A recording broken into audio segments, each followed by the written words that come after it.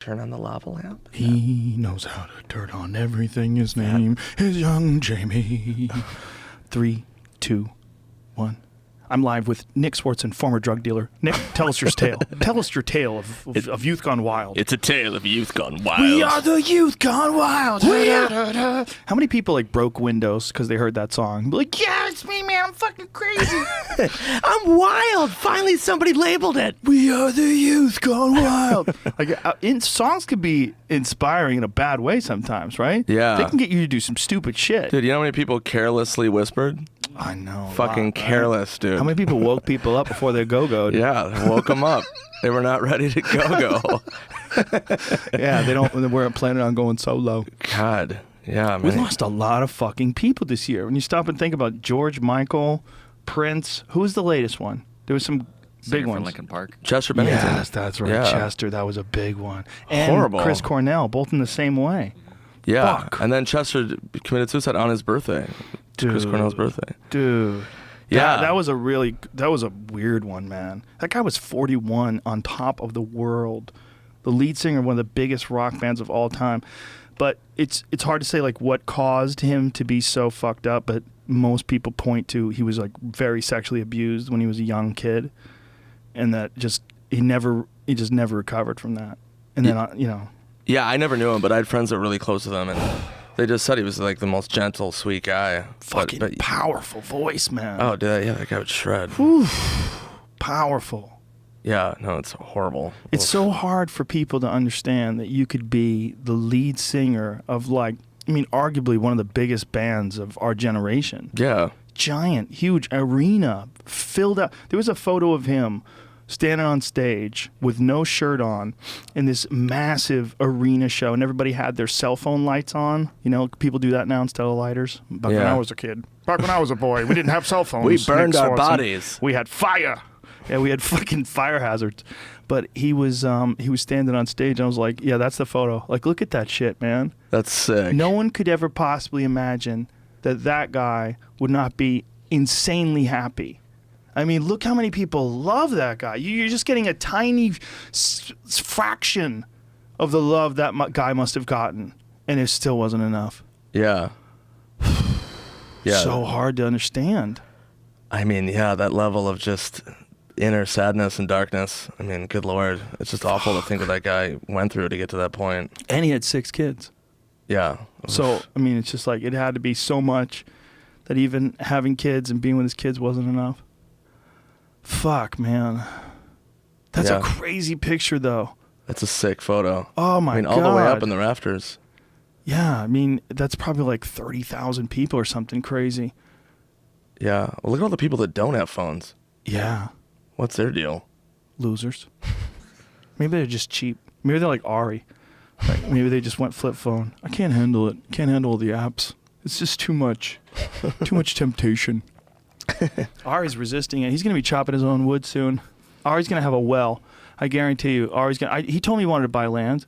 And I was like, do you want to like build a house? He goes, no, I just want to camp there. I was like, what? Buy land to camp on. Yeah, he's going to buy like land, but he's not going to build a house.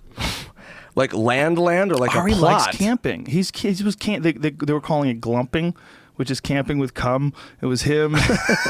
Camping? Big J Okerson. Big J posted it on his Instagram page. But he loves being outside. He loves nature. I get it. Look, if you can camp, if you really don't need a house, what do you need? You need a trailer to keep your shit in. You need like a trailer to put pots and pans in. If you still want shit, you know what I mean? You can't have posters anymore. But no posters. You can't put Farrah Fawcett on the roof of your tent. You can't put the Youth Gone Wild poster up. Yeah, how many fucking Why doesn't he just songs? fucking go camping? Why do you have to like buy that? To me, that's not camping if you own a plot of land and then you're just sleeping on it. Is that technically camping? That's a very good point. That's sleeping on your land. That's like if you're hunting and there's a fence around the animals and you're only on 1 acre. Exactly. Is that really hunting? It's not fucking hunting, You're man. just chasing down shit that can't run away. Yeah. Yeah, You're and you're cheating. You're not camping. No bears are going to just wander up by your campsite. Nope. That's part of the thrill of being a camper. Yeah. You're out there for real in the wild. Yeah. You can't be on your own little land unless your land is huge. But then if your land is huge and it's like, say if you have like one of those ranches in Texas. Right. You ever see those, Texas is like something insane amount of Texas is private land. There's not a lot of public land in Texas. It's just all giant ranches. And some of them are like 10,000 plus acres, like 20,000, 100,000. Like you could camp there, I guess, because it takes you like 3 hours to drive across it. That's weird. Yeah, drive to your house, man. That's too much land. It's too much, right? It's too much. Why do you need that much land? Well, how about Ted Turner? Doesn't that guy own like the most land of anybody in the country? Here today, King Ranch sprawls 825,000 acres of South Texas land, an area larger than the state of Rhode Island. Oh my gosh. Are you kidding me? As the home of 35,000 cattle and over 200 quarter horses, King Ranch is one of the largest ranches in the world today. I wonder if they hunt on that ranch. There's owns a lot of that? those. Which king? Some fucking baller. He might as well be. He's the king of Rhode Island. Burger King? Maybe it's a Burger King guy. That is insane, man. That is insane. No gay bars. I'll get there's 3 or 4 in there. For sure. That would be amazing. No gay bars, but there's plenty of truck stops. Rest stops are like where they're at now. They haven't really gotten to the full-on gay bar. Not full admittance. They just wanted to meet at the rest stops. Yeah. Do you remember we were kids? That was like the thing. Like you'd always know that dudes would try to bang dudes at a rest stop. 100%. Like if you're at a rest stop and someone knocks on your door and it's a dude, he's looking to get a blowjob. Yeah, there's no rest there. Nobody's resting. You're resting. People are up wide sucking awake. dicks. Wide awake and in your mouth. But how did they figure out to meet at rest stops? I've always wondered. Like, how does that work? CB radio. That's how it was, dude. Breaker 19, I'm looking to suck some dick. Anybody out there, holler back. 69er, coming in. Breaker 19, I like to meet in bathrooms. The smell of shit excites me. Over. Do you remember when that? Do you remember when that? Was it a senator or whatever the politician was? The gentleman who got arrested in a sting operation because so many dudes were sucking dicks in the bathroom at the airport. I think it was like it was in fucking Minneapolis, yes. where I'm from. Yeah. Yeah. And then people called me about it. I was like, what the fuck? I don't know. Hey, man, what's the code? What's up with your airport? What stall is it? How many taps? But it had to be so many people that they actually went and put a cop there to try to bust people. I mean, how many people have to get their dick sucked in a place before they hire a cop? Yeah. Like, well, we found a hot spot. Like, they figured it out. So here it is. Senator pleaded guilty reportedly after bathroom stall incident. That's arrest Minneapolis St. Paul Airport. Yeah, and he was like tapping on the ground. They had a way of tapping. Yeah, there was a tap move. Yeah. Okay, what has he said? At the time of the incident, I complained to the police they were misconstruing my actions. I was not involved in any inappropriate conduct, he said. I should have had the advice of counsel in resolving this matter. In hindsight, I should not have pled guilty. I was trying to handle this matter myself quickly and expeditiously. Oh, I get it. And I travel wearing tap shoes. See, part of me thinks this is hilarious, but part of me is sad that this guy has to like hide what he's into, and he has to hide in bathroom stalls and learn some fucking secret tap.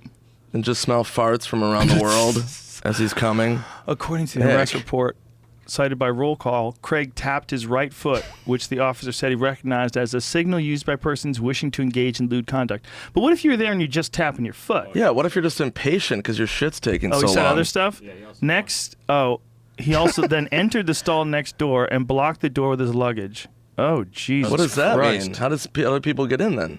Oh, my God. Oh, was he in there with somebody? He was trying to block anybody from coming in. Oh, my God. He must have been just going to town on guys in that airport. That was his spot. And people were trying to kick in the door? What was happening there? I got a shit! But how does a spot become notorious? Like, how does what does it say? Proceeded to swipe his hand on the stall divider several times. I want to know what the fuck the cop was saying. If he was like, stop, I can't do it here. I can't suck your dick here. Like, we don't know what the cop was saying. Right. What if the cop was totally leading him on? I mean, it sounded like he had the green light, unless the guy's a total psychopath. When you go into a stall with another dude and you stack up your luggage in front of the door, that's a bold move. That's weird. It seems like you would only do that if you were emboldened. He didn't just tap his foot, he touched the officer's foot with his foot. He reached his foot all the way under. Here's my question. We know cops are full of shit, right? Just like people. People are full of shit. But cops are people. Not all cops. A lot of cops are awesome. We know some cops are full of shit. Like when something like this happens, I feel like that's one person versus another person. I don't really feel like a cop's word is worth more than a regular person's word, because I think a cop is just a regular person. Right. I think you should listen to them when they're doing the job. But something like this, it might have been exactly as this cop described. But it might have been like that Baltimore cop that got busted planting drugs with his fucking camera. He had a body camera on. And what he didn't understand is when you turn on a body camera, it records 30 seconds before you turned it on. So just in case you turn it on in a moment of duress with something crazy's going on, and you're like, shit, the camera, and you press it on, they can see someone committing a crime perhaps. Right. So it's you have a 30-second buffer. I didn't know that. He didn't know that either, dude. So they got on video 30 seconds of him going back and planting the drugs that he then pretended to find. Oh my God. Dude. That's horrifying. Horrible. Fucking horrifying. That's horrible. See, because if you're going to be able to convict somebody, and this guy says this and that guy says that, and who do you believe? Well, I believe the cop. He's an officer of the law. That's crazy, because it's just a person. And this is not a disrespectful thing against cops. I'm not a disrespectful person. No, but that's I'm a very scary respectful. amount of power. It's a scary amount of power, and it's just a person. Now, some people, like I have a bunch of friends that are cops, and they know how to handle it. You know, they've handled it, and they get it. They know what it is, and they're real cool about it. Like Big John McCarthy, the ref for the UFC. He's one of the best examples. Big John he was a serious cop involved in some fucking hairy shit for years. One of the nicest guys you ever want to meet, and a totally fair and reasonable guy. And he was a guy, you know, that was like a bright and shining example of what a cop could be. And if the world was filled with Big John McCarthys as cops, it'd be a wonderful place. And I think we'd all figure it out. But cops are just people, man. And especially when these cops are going into these situations, like imagine being a 21-year-old guy or however the fuck old you are, and all of a sudden you're working in like Camden, New Jersey. Like, get the fuck out of here. You're not ready for that. You're some regular dude, and you're going to get thrust into some chaotic, almost semi-war zone in some of these bad neighborhoods these people have to patrol. Yeah, and just another world with another set of rules and just shit just going down all the time. Anything you're coming up on is most likely a threat to your life. You pull a guy over. You pull a guy over in a 65 Impala. What are the odds that guy doesn't have a gun? Right? You see like one of them lowrider cars, and you see some gangster-looking fellas with some crazy face tattoos and shit, and they're driving one of those cars. Can you imagine having to pull over someone who you knew was probably willing to shoot you? And you have to talk to them about their brake light being off, or they were 5 miles an hour above the speed limit. You know the videos. You've seen videos of cops getting shot. We all have. You know that could happen. You're around people just lying all the time. They're all lying. Yeah. How many of them are telling the truth they talk to you? 90% full of shit. 90%. So every day it's just stress.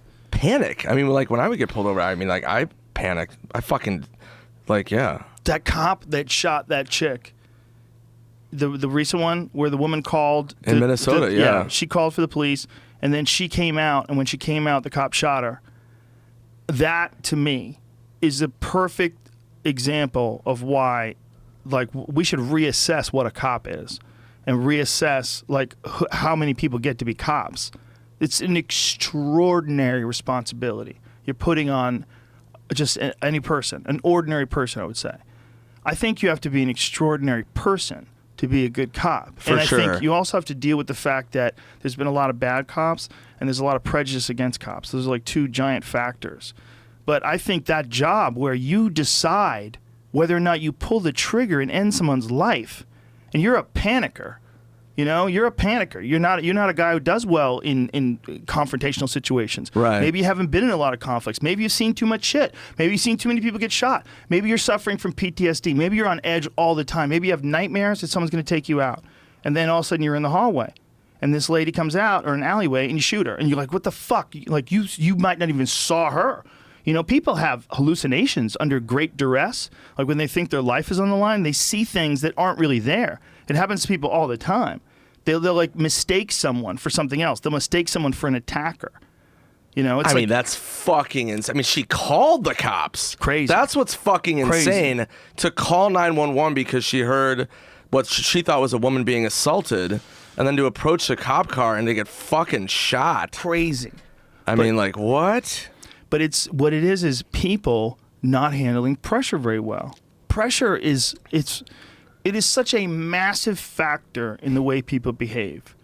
And there's no bigger pressure than you showing up. You have bright, shiny lights. You're in the enemy car, okay? You're wearing the enemy uniform, and they know you have a gun. And how many of them have watched so many videos on TV of cops planting evidence, or on YouTube of cops planting evidence of kids being shot by cops and stories where cops got shot off. in the back. I mean, like crazy shit, right? Yeah. So you're dealing with the weight of that when you step out of your car. Yeah, I mean, that's anxiety 24/7. Dude, that's a job that is insanely hard to do, and we should figure out a way to re-engineer that position.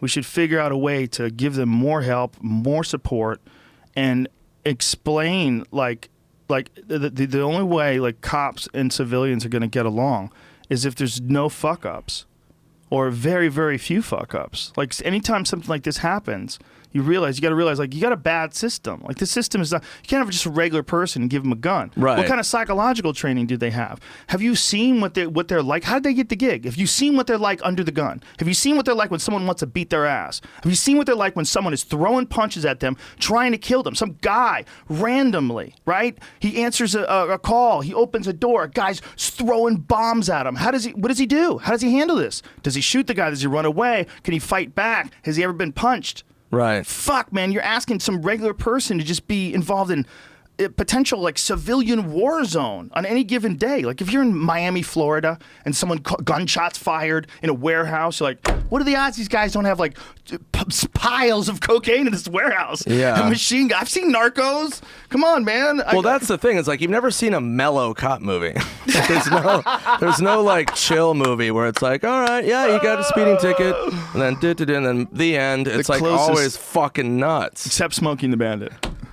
It's pretty. Even then, they drove recklessly. Yeah, but they drove do that back then. recklessly. There was nobody Joe. around. Yeah, I mean, Nobody to hit. all right. I have a question for you. Okay. What is this I hear about your dream pills? Dream pills. Somebody said that you have pills I know what you're saying. you. It's Alpha Brain. It's a nootropic. What it is, it's actually nutrients that are building blocks for human neurotransmitters. Okay. So like, there's certain foods that are called, or I'm saying foods because you eat them. They're supplements, mostly vitamins, and there's minerals and a bunch of different things that you can get from plants. And there's a series of different kinds of nootropics. And if you've never looked into it, it's a cool thing to study. Because there are actually supplements out there that enhance your memory. And they enhance your reaction time as well. Like, you know how you feel like if you're hungover or... I've never been hungover. You wouldn't even understand what this is. You're such a man of health. Never drank. But that feeling where you're like kind of foggy. Or some days you just kind of... It's not firing right. So we know for sure, this is like really obvious to everybody, that there's a difference in your performance based on a variety of factors, right? Right. Lack of sleep, nutrition, exercise, stress. There's a whole host of factors that affect how your brain forms. Nootropics, what they can do is boost up your brain's ability to remember things. Like verbal memory is a big one that they show. And we did 2 double-blind, placebo-controlled studies about Alpha Brain. It's one of the things we found. We found memory, reaction time, and peak alpha flow state, all improvements and all like statistically significant improvements in those areas. Okay. So what I found is there was a company called, I think it's Neuro One is the supplement. I forget his company, but it's Bill Romanowski. You know Bill Romanowski? I know Bill very well, yeah. That guy is a Jesus, genius. yeah. Genius. Savage as a football player. Super savage. And remember, we're going to talk about the new CTE study that just came out. It's crazy with football players. But anyway, Bill Romanowski, he used to be friends with this dude, Sarah and No Name. And No Name was, they were a cool radio station in San Francisco. I used to love doing them. And No Name was friends with Romanowski, and Romanowski was training him. He was like trying to get him in shape. It's like, come on, you fuck, I'm going to work you out, and put him through a bunch of brutal workouts. And then he gave him some of his supplement.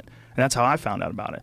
And this supplement, Neuro One, he invented because he was suffering from head injuries. Because he'd been so many concussions, man. He's having memory problems and all sorts of issues. So he started looking into nutritional cures. Like what helps boost neurotransmitters? What helps boost serotonin?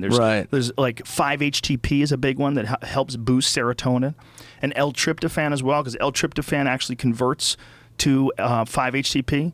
And then you have to add in a bunch of other shit like adaptogens and B vitamins and all these different things. Like there's a combination that you can hit of nutrients. And Bill Romanowski I think he uses a little caffeine in his as well. I don't have anything to do with him, by the way. This is not an advertisement. We don't sell Neuro One, but it's the shit. It's really good.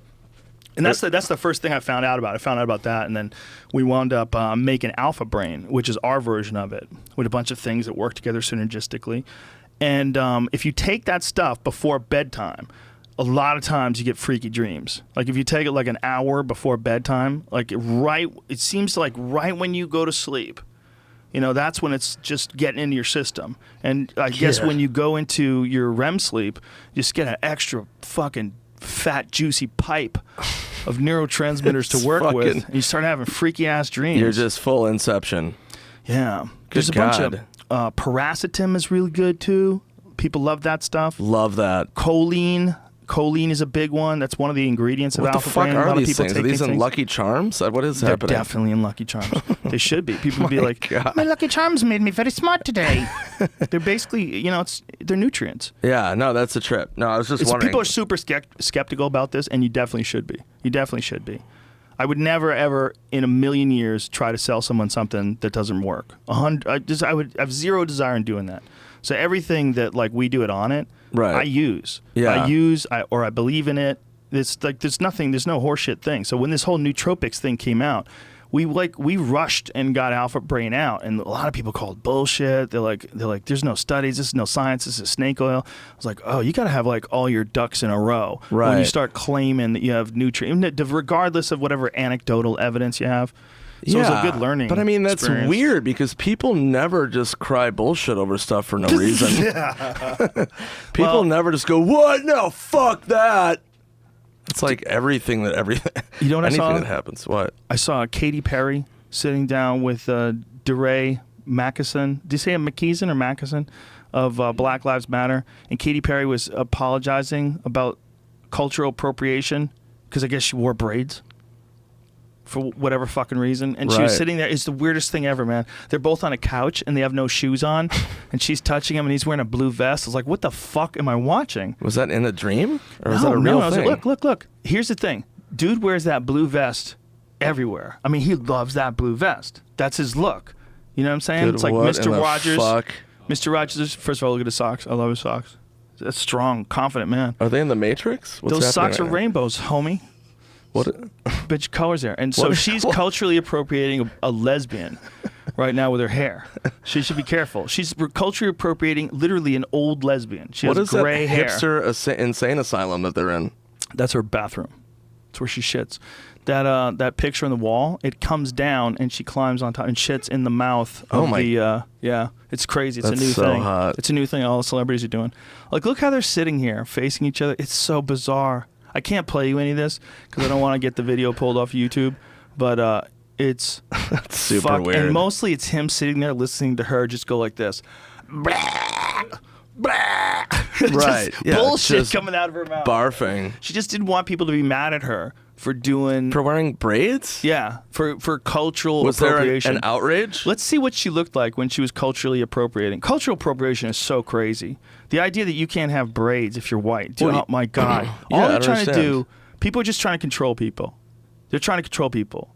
Well, everybody wants their fucking 2 cents. Everybody wants to throw in and chime in. Yeah. It's just everywhere. Everybody wants to be like, oh, no. I have something to say. It's like, all right, well. And everybody wants to be able to be mad. They want to have a reason to get mad. Yeah, we talked about that earlier. Everybody wants to be super, super mad. Yeah, we were talking about the behind-the-scenes stuff at shows and about how many different mindsets you have to kind of manage when you're working on a show, and how many people are just looking to get outraged about stuff, especially lately. It's a weird fucking time for this. Yeah, no, you can't joke. I mean, I send out like loose cannon tweets sometimes, and I would do it more back in the day, and then I just... Like the more I get shit faced and then write a tweet and I'm like I don't even want to deal with what somehow somebody could I mean, even like innocuous, harmless Instagrams and stuff, people will still like jump on them. I'll be like, hey, like I saw this bird, and they're like, whoa, what's it? Well, what kind of bird is that? Well, what did you fuck it? Or you know what I mean? Like, why are you hating on the bird? I'm not. I just saw it. Don't you think though that for the most part, most of the interactions are pretty nice? There's just a small for the most part, percentage, right? There's but those small percentages you don't forget.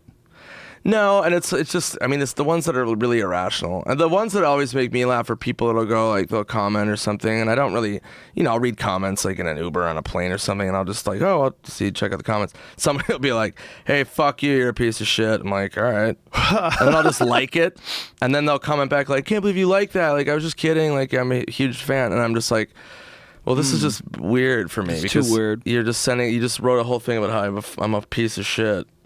And I just liked it, and then now you're like, no, I just wanted to get you to like respond. Yeah, from their perspective, like that's the best way to get them to respond. Like that's the best way. Like that way, you'll have your back up against the wall. Well, it's like you said, it's like when a lot of the stuff's positive, and then the ones that pop are the people that are like, hey, your fucking face sucks. Wow. You know what I mean? That's so rude. Which it does. Your face does not suck. It's D's. Dude, you're fine. D's face. Listen, there's a lot of people out there with some fucked up faces that would kill for your face. I know. Fuck. But no, I was saying about dreams. I would have, like, when I would detox from, like, a fucking booze extravaganza, and I would have dreams. That's why I was intrigued, because I would have fucking crazy dreams where it would be so lucid. I want to hear Riders in the Storm right now. Riders on I can sing Riders on the Storm. Wait, that was like a mixed version. Yeah, it was like a elevator on mushrooms. Like DJ version. So you would detox. I would detox and I would have these dreams and they were so lucid. I'd be like walking around the dream and I would know I was dreaming and I couldn't wake myself up and I would try to wake myself up. So then I would try to like dive out of a window to wake myself up or try to like do something that will like jar me awake. And then I would do it, and then I would wake up, and then I would be in another fucking dream. Dude. And I'd be in my bedroom, and I'd be like, oh, I'm going to go up and get some water. And then all of a sudden I'd realize, oh my God, I'm still in the dream because this isn't the shit on my walls. Whoa. And I'd have to wake myself up again. Fucking gnarly, dude. Like you psyched yourself out in the dream. Yeah, you're like, I gotta crazy. wake up. You're like, hey, you can wake up. Oh, look, you're awake. Yeah. But it was really just more dream. You're awake, psych. Dude. Yeah, so that's why I was kind of fascinated by that. It makes you wonder, what is real?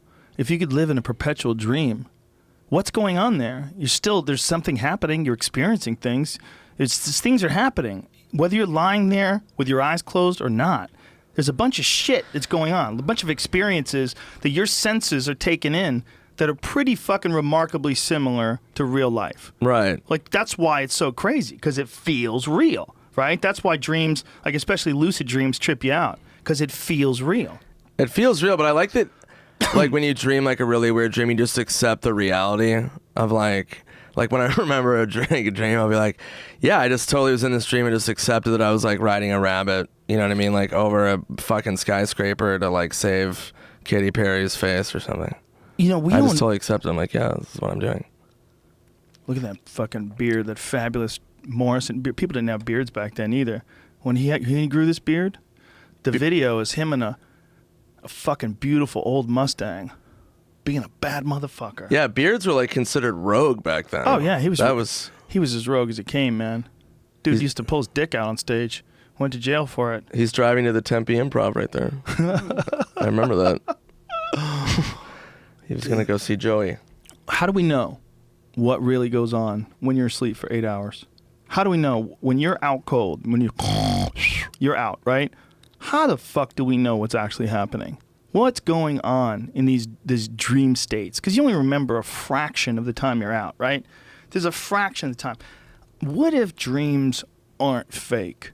What if they're just some alternative reality that you occasionally intermingle with when you're conscious, or unconscious rather? Like when you go into a dream state, maybe that's just like the shadow of something that just happened that was real. Maybe you have like these moments that seem like 8 hours to you or 5 hours to you, but you're really interfacing with some completely different timeline and some completely different reality. And the world is pliable. It's not locked down. Like rocks aren't rocks and water isn't water.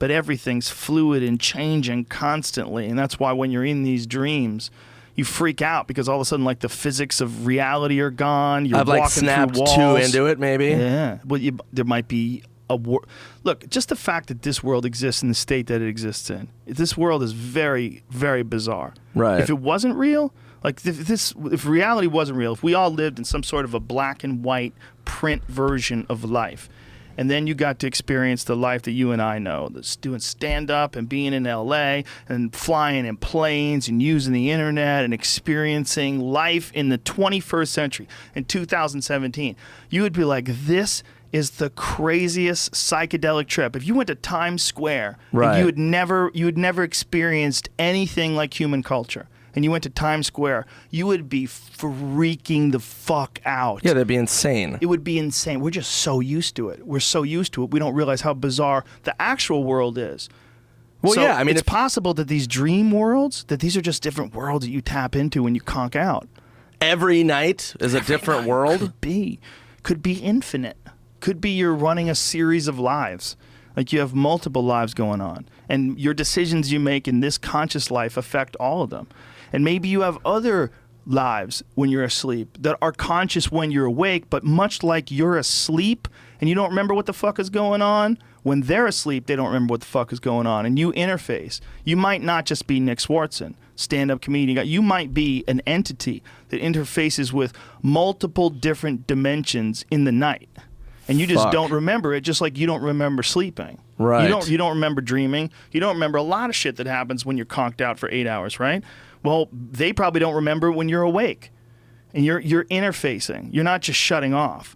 Like your brain wants to, everything needs to shut off so that your other self in this other dimension can interact and can go about its world. And maybe 8 hours to it is a month or a week to us. We don't even fucking know.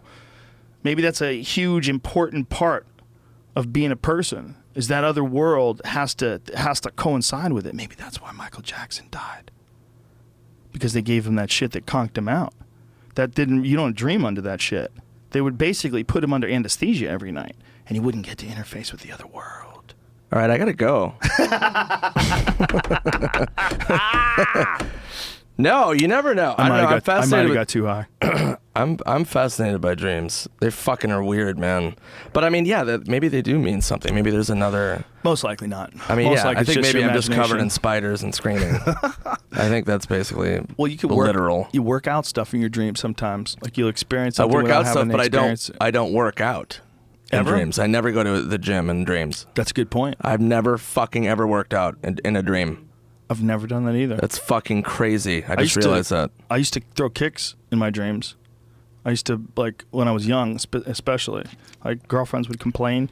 I would, like, twitch. I would, like, literally, like, throw a kick. Like, remember when Bill Burr made jokes about it? Like, it sounded like a Bruce Springsteen song, throwing kicks in the night. It was like an old Ice House Chronicles. We went on a whole rant about it. That's but it's an really amazing true. Springsteen song. A lot of guys have that problem. Like, fighters have that problem. Dude, my fucking old roommate in New York, we couldn't wake him up. You had to like throw something at him from like across the room and then hide. Because he would wake up in an immediate melee. It was immediately like game time, and we found out the hard way.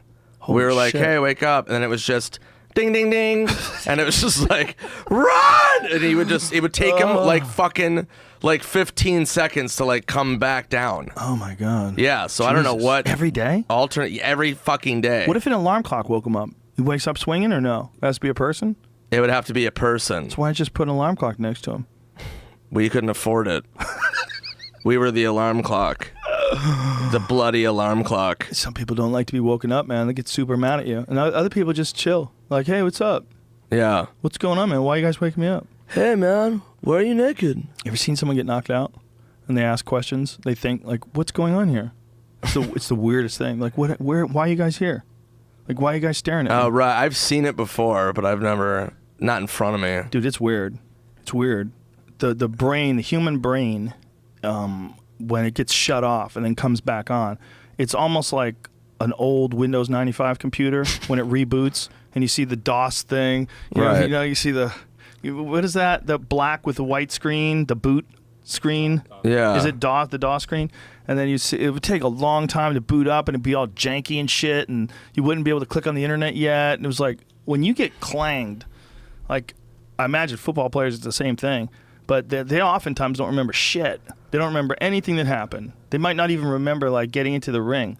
They might not remember any of it. Well, I was gonna say, I mean, you've seen so many fighters go through it. Do they ever remember the knockout? Some of them do. Yeah, some of them remember everything. They remember seeing like, oh fuck, like that last moment where he's like, he caught me, and then they're just out. Yeah, they remember getting hit. They remember what hit them. Some of them don't remember anything. That's the thing about brain damage. It's completely variable. It's variable. Like there's some guys that just they've been knocked out a ton of times, and they're okay. It's weird. Like Alistair Overeem's a perfect example. He's been knocked out a gang of times, and he's fine. Like at least he appears to be. He's very lucid, very articulate. I mean, he's got his composure, but after fights he doesn't. You know, like when you get cracked, like he got knocked out when he fought Stipe Miocic, and this is not his fault. And I said after this that I don't think we should interview fighters anymore after they get knocked out, because he said that he thought that Stipe tapped. He thought he had the guillotine and Stipe tapped. Right. And so he was saying that in the replay. So we had to play the replay back because we didn't know if he was right.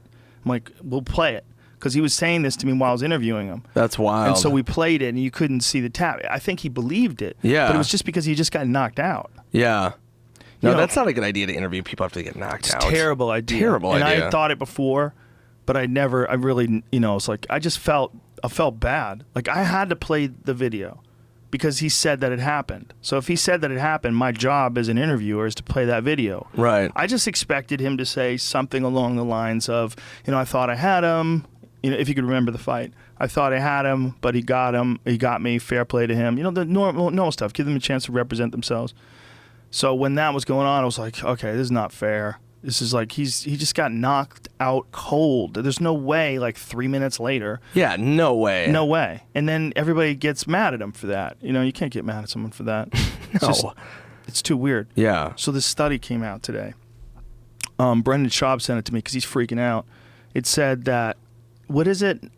Something like 97%. Okay, they examined 111 former NFL players. Only one didn't have CTE. Wow. Not only that, they found that 87% of people who play football at any level had CTE.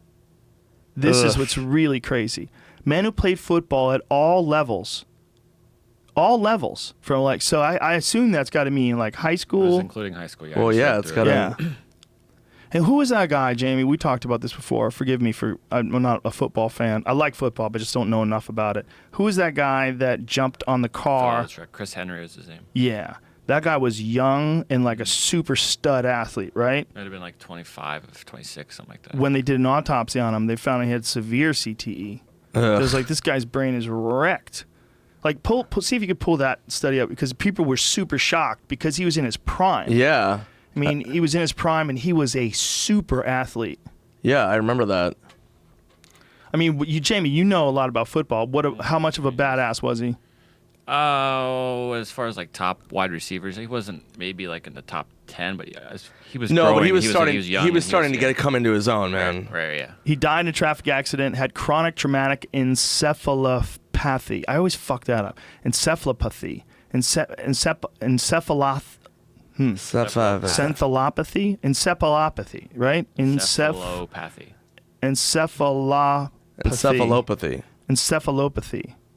Boom. Oh my God, there's got to be neurosurgeons going crazy right now. Shut the fuck up, you idiots. You can't even pronounce the word. A form of degenerative brain damage caused by multiple hits to the head. At the time of his death, according to the scientist at Brain Injury Research Center, a research center affiliated with West Virginia University, the guy says, in quotes, "We would have been very happy if the results had been negative, but multiple areas of Chris Henry's brain showed CTE." And then they go into details about it. So you got to think, like, here's a guy who's in his prime, 28 years old, right? Just bad motherfucker. Ugh. And he's not showing any signs of, like, falling apart. And he's got CTE. That's scary. Well, I mean, it makes you think, too. I mean, I talked about that with a lot of my friends. I'm a big NFL dude, diehard football fan. And we were talking the other day, like, does Does it continue? I mean, like 25 years from now, It 20 years. deteriorates for a lot of these guys. Well, It's yeah, but worse. I'm saying, like, does the NFL? I mean, Oh, I see what you're saying. does the NFL continue? I mean, at some point, these studies and these things are going to come out, and it's just going to be, it's horrifying. I think you're better off fighting. I think you can get knocked out in fighting, and you definitely get brain damage in fighting. But I think if you become like a Mighty Mouse, like if you get to a skill level that very few people get to, when you're at a super elite skill level, I think you probably take less damage. It's hard to say because there's been some fucking wars with elite. I mean, the Mighty Mouse thing might be a bad example because he's so fucking good. A lot of his fights are just mismatches. Right. It's not like there's another Mighty Mouse out there that's trying to fuck him. And like everyone can't be the Mighty Mouse. You know what I'm Right. saying? Like it has to be, there's going to be like various levels of competency across the board. But like if you could fight the way that guy fights, like he's not a brawler. He's not doing anything stupid. He's not just like biting on his mouthpiece and throwing bombs. He's super technical in his approach. He's like a consummate professional and like a strategic wizard in how he approaches interacting with guys. Ooh, I almost strategically wizarded all over myself. See how I caught that though? You almost wizarded all over your tits. But what he does is just probably the safest way to do it, the smartest way to do it, because he's just so competent that he's not getting hit, and his tactics are so clever and so skillful that he's able to like avoid a lot of like big bombs that come his way. Right. Football players aren't avoiding shit. No, you're getting hit. Everyone's getting hit. You're getting hit. Like there's no Mighty Mouse in the football world, right? If you're a linebacker, you're fucking hitting people. Yeah. They're hitting you. You're hitting them. Period. If you're on the line, you're not. It's nonstop. I mean, dude, not just that. It's not even getting hit in the head. They're saying doing this, like slamming into each other. Any of that stuff jerks your damage. neck and jerks your head and all that stuff. Just the sheer impact. What are you going to show me? This is the alternative. They just started this weekend. This is like the pilot, what they're calling the American Flag Football League. So there's like some former NFL players in this. Why don't they just blow guys on the field? But yeah, I don't know if this is going to be interesting Get this enough. off the air. No. Yeah, that's not football. That was depressing. Why'd you show that? You can't have that. Fuck No you, one. man. That guy knows while he's doing it. Quick, put on figure skating. Put on figure skating really quick. We need to get something more manly. Do you have any rhythmic gymnastics? I like their helmets or lack thereof, though. I like that. I think that's very smart. What is that? Those are rugby helmets. Those are rugby helmets. Right. They're not really helmets. They're headgear. They more protect your ears. And they're probably going to help them if they hit the head ground, butts. maybe, I guess. Maybe a little bit. I would just wear earmuffs. They used to have those things in when I competed in the Taekwondo days. The guys got knocked out, and one of the real horrible things was they got kicked in the head and knocked out. They're usually out cold, and their head would bounce off the ground. So depending upon like where the fight was taking place, most of the time there was no surface. Like we would fight like on an actual basketball court. Like there's a video of me fighting on an actual basketball court. Like you can see the lines on the court. It's solid wood. Right. And then you'd kick a guy, and they'd fall back, and their head would bounce off the wood, and it was terrible. Like some people got knocked out, and it was horrible. So they started making people wear. First, it was a headgear that you could just wear on the back of your head, literally just to protect you when you got knocked out, so that your head didn't bounce off. And then some guys, they started making you. Some guys voluntarily did it. You started making you wear the bigger, all-inclusive helmet. So it's a big foam protectant around your head. Like the thing you buy at football games, like a foam. No, it's like you could find it. Pull up Taekwondo headgear. It's like your face is exposed, but like you have like these things that cover your ears and the foam all over the top of your head. Very little. That's what it looks like. That's exactly what it looks like. There's an Adidas one. So it's like, see how it's got the foam around the ears and the foam on the top of the head. Your face is completely exposed. And most, I don't know what that one is. That's not a. That's like not a Taekwondo European one. Friday the 13th. The one you had on is perfect. That's a real Taekwondo mask, the white one, or the red one. There's an Adidas one. Yeah. So those are World Taekwondo Federation ones. Some of the International Taekwondo Federation ones, those tournaments, a lot of them they did differently, and they did they stuck old school a lot of times. I remember they still had the wood floors and there was no headgear. But I think they probably change them as time goes on. But they those headgears were designed really mostly to protect you when you got knocked out from your head bouncing off the ground. Then they started making people fight on pads too. After a while, they changed the flooring. Yeah, I mean, pads is key. Yeah, you just don't fight on fucking hard wood. Yeah, it's the being. I fought on a fucking cement hockey rink, a hockey rink that didn't have any water in it. They put a tarp down. My God. They put a tarp down. We fought on concrete. It was horrible. Why put the tarp down at that point? I saw 2 people get knocked out too, and one dude who got knocked out, his eyebrow bounced off the concrete. Like, there was basically just like whatever the bottom of a ice skating rink would be. You would drink. It was for the Bay State Games too. It was a big tournament. It was a big deal because the Bay State Games was the Olympic festival, and it was the first time, and I think only time, they ever had Taekwondo in it. If I was gonna guess, I think I was 19, so it was like 86. So these guys, there's one. I just googled Taekwondo tournament. There's all these kids on a hardwood floor right here. See, this might be it might be a tournament where they spar, or it might be a tournament where they. Well, that looks like they have headgear on the ground, right? They have. They do. They have forms. That little red thing. Right. Yeah, those are headgears. What's the bar behind it? I don't know. I don't know what the fuck that is. Isn't that like a floaty for a pool? I don't know what that is. That might be a different kind of tournament. It might be a point tournament. I think it's floaty fighting. It's a new sport that comes out. Dildo whipping. So I was thinking about this past weekend. I was talking to somebody about that Brown Bunny movie. We've talked about that movie before. That's that Vincent Gallo movie where he actually got his dick sucked. Then was it with Chloe Sevigny? Ooh, you said it perfect. I've never said it right ever. I'm very theatrical, Joe. You are, dude. Sevigny. Yeah, and we were talking about how that it fucked his career for sure, and probably fucked her career for a few years too, right? Like, I mean, he was so promising to be like huge. a lead gargoyle. But he was a weird, freaky dude. Yeah, like that he guy was the weird, so freaky fucking guy. out there. I mean, like I had friends that were friends with him years ago, and they're like, "This dude's just on another planet." You know what I mean? Like, of course. I mean, he got his dick sucked in a movie for real, and he got his dick sucked by a movie star. That's not just like getting your dick sucked. I mean, she's had a really good career though. She's done a bunch of shit Since then. Yeah, that was a while ago. So she, I don't know. I'm out of the loop. So what has she been in? Fuck. She's one of those chicks that like pops up, and she was on an HBO show. I think she was on Big Love. I feel like I remember. She was in a lot of good indie films. But I feel like I remember there was some backlash to her in the beginning. Am I wrong? She was in Kids, was her first thing. Oh, wow. She was in a movie called Three Needles. That sounds hilarious. Dude, Kids is heavy. Yeah, Shattered Glass is dope. She's in Party Monster. Hold on a second. Was she Jenny, the main girl? Jenny and Forrest Gump? No, in Kids. Oh. Jenny and Forrest Gump. When Forrest Gump fucked her on camera. I don't remember Kids. I just remember it being intense. she was, she was the chick that got AIDS. Yeah. I think so, Yeah, because there's that scene the dude fucks her while she's asleep. She's like, "Don't worry, Jenny, it's just me, Casper." Yeah. She's like whispering. And she's got AIDS, and the idea is she gave him AIDS. Yeah.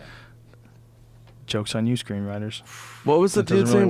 Tully? Or what was it? Telly. Yeah, and then he was in The Wire. Yeah. Everybody said that I looked like him when I was in high school. I remember that. And I was like, great. Click on that. What year was that movie? 95. Yeah, she was in Boys 95? Don't Cry, American Psycho. She's done some shit, dude. Yeah, but when did all that stuff happen? Like, when did the Brown Bunny movie happen? I don't think it's it's the Brown 2000. Bunny. No, you just back up. It was right there. Go back. Fuck. There's the list, bro. Right up there. Yeah, there it is. Okay. So she did an Academy Award-winning movie, Boys Don't Cry. Yeah. And then she's like, time to fuck. No, it looks like Time to Fuck was before that, no? No, Brown Bunny is fucking after. Right here. So that's after Shattered Boys Don't Glass. Cry. It was in 99. Where's Boys Don't Cry? Here, 99. That's down there. Oh, bro. it goes lower. I'm going the wrong way. I was thinking the top was the more recent ones. Wow. Yeah. Yeah, that's a crazy choice. So she's still done a bunch of stuff since Brown Bunny. She did Zodiac. I mean, She was on Will and Grace. yeah, she was on Big Love. But not him, Her right? agent must be so confused. So He's like, for what him, do you though, want to do? He had a real backlash. Who? Right? Vincent Gallo? Didn't he? I mean, I think he's one of those like self-imploding dudes. I don't think he was ever really like he did Buffalo 66, which was actually a cool movie. She never stopped working. So you go 2003, Yeah, 2004, this chick's been 2006. like killing it. Yeah. So it didn't impact her negatively. Maybe it did. I don't know, but she still worked. But you don't really hear about that dude anymore. And before that movie, he was in Buffalo 66. Remember that? Yeah. That's a great fucking movie. I just said that, Joe. Did you say that? Yeah. For real? Are you I'm so Are sorry. you in a dream state? I was trying to remember what we were just talking about. Yeah, Buffalo 66 is cool. Him and Ricci. Dude, I didn't hear you say that. I feel embarrassed. I wasn't listening to you. I'm It's all doing right, I'll pray the for you. cardinal sin of conversation. I was just struggling with my memory. Dude, it's all right, man. Ironically enough, after telling you about nootropics. Yeah. You might have to wear a helmet now. I did yoga today. Drained my brain. I'm 15% stupider when I do yoga. I want to get back in doing yoga. 15% stupider in what way? For like 4 or 5 hours. After? Just wrecked. Yeah, hot yoga. My brain cooks. Oh, God. My brain cooks. I did that once, and then I was like, I'll try it. My sister talked me into it. And I was 15 minutes into it, and I thought we were done. And I was like, all right. And then I got up, and I'm like, we have to be done. And the woman was like, no, we have like another 45 minutes. I'm like, well, you fucking do. Like, I just got out of there. It was so intense. As I had done yoga a couple times, I had gotten cocky. And it was, I really liked yoga. It, like, kind of centered me and chilled me the fuck out, Yeah. And then I tried the hot shit, and it was just not cool, man. It was too intense. It's intense. Like, you definitely, I was dizzy and... But you know what it is, dude? It's not the best if you have to use your brain right afterwards. For like really solid like 3 or 4 hours, but it is really good in terms of like overall, like right. your health and the way you interface with the world. You're way more chilled out if you do it a lot. Yeah, but I mean, shit. So you did it and then just immediately got in your car and then drove away. What else should I do? Stay, put a tent up. Bought a plot of land. Glump. I should glump in that area. Yeah, I took a shower, got the fuck out of there, got something to eat. Did you shower? I did, of course. Got to. Covered in sweat. I think there's something really good for your body, though, that especially that hot one. I think that 104 degrees and stretching out, I just think it makes you more pliable. Definitely makes you more flexible. Like when you're doing it, you can get into positions that you can't get into when you're cold. So that means to me, like there's some sort of a benefit in being like really warm in terms of pliability of the muscle tissue. Yeah, 100%. 100%. That's not even a question. I so mean, it wouldn't be that alone, popular if it didn't have some kind of effect. Yeah. But even like, it's like even like getting in any situation when you're cold and stretching or trying to do anything active, it just sucks. Sucks. Yeah. Yeah. Yeah, you don't perform at your best when it's 80 below zero outside. Yeah, like I got a massage the other day and it was freezing. They had the air conditioning on. And I stopped the guy and I'm like, what the fuck are you doing, man? Yeah. And he was like, what? Oh, did you try to get some? No, but I was like, what the fuck, man? Like, turn this off. A friend of mine, his girlfriend was a masseuse at one of those Burke Williams places or something like that. Might not have been that place. But it was like a high-end spa place.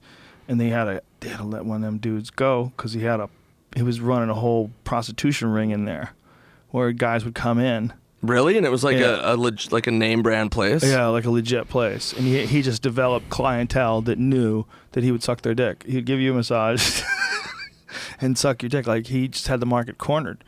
Jeez. I guess it was win-win. He liked sucking dick and he wanted to make some money from massages, so his books were full. Fucking Ari. Saving up for that land. That land ain't gonna pay for itself. that land ain't gonna suck itself. Mm-hmm. Shit. Yeah, so if I can just plug my show, Typical Rick Season 2, already canceled. I already told you that. Yeah, you told me that. I was room. just saying, speaking of Artie, and our glowing relationship with Comedy Central. At least they gave it a shot. Yeah. How many episodes did they do before you canceled it? We did 2 seasons of 6 episodes each.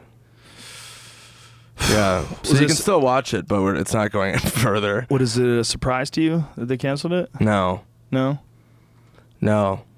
had a show that we wanted to do. We wanted to bring you on to do something. It was called Bro Sassin. And it was about a guy who's raised by an assassin.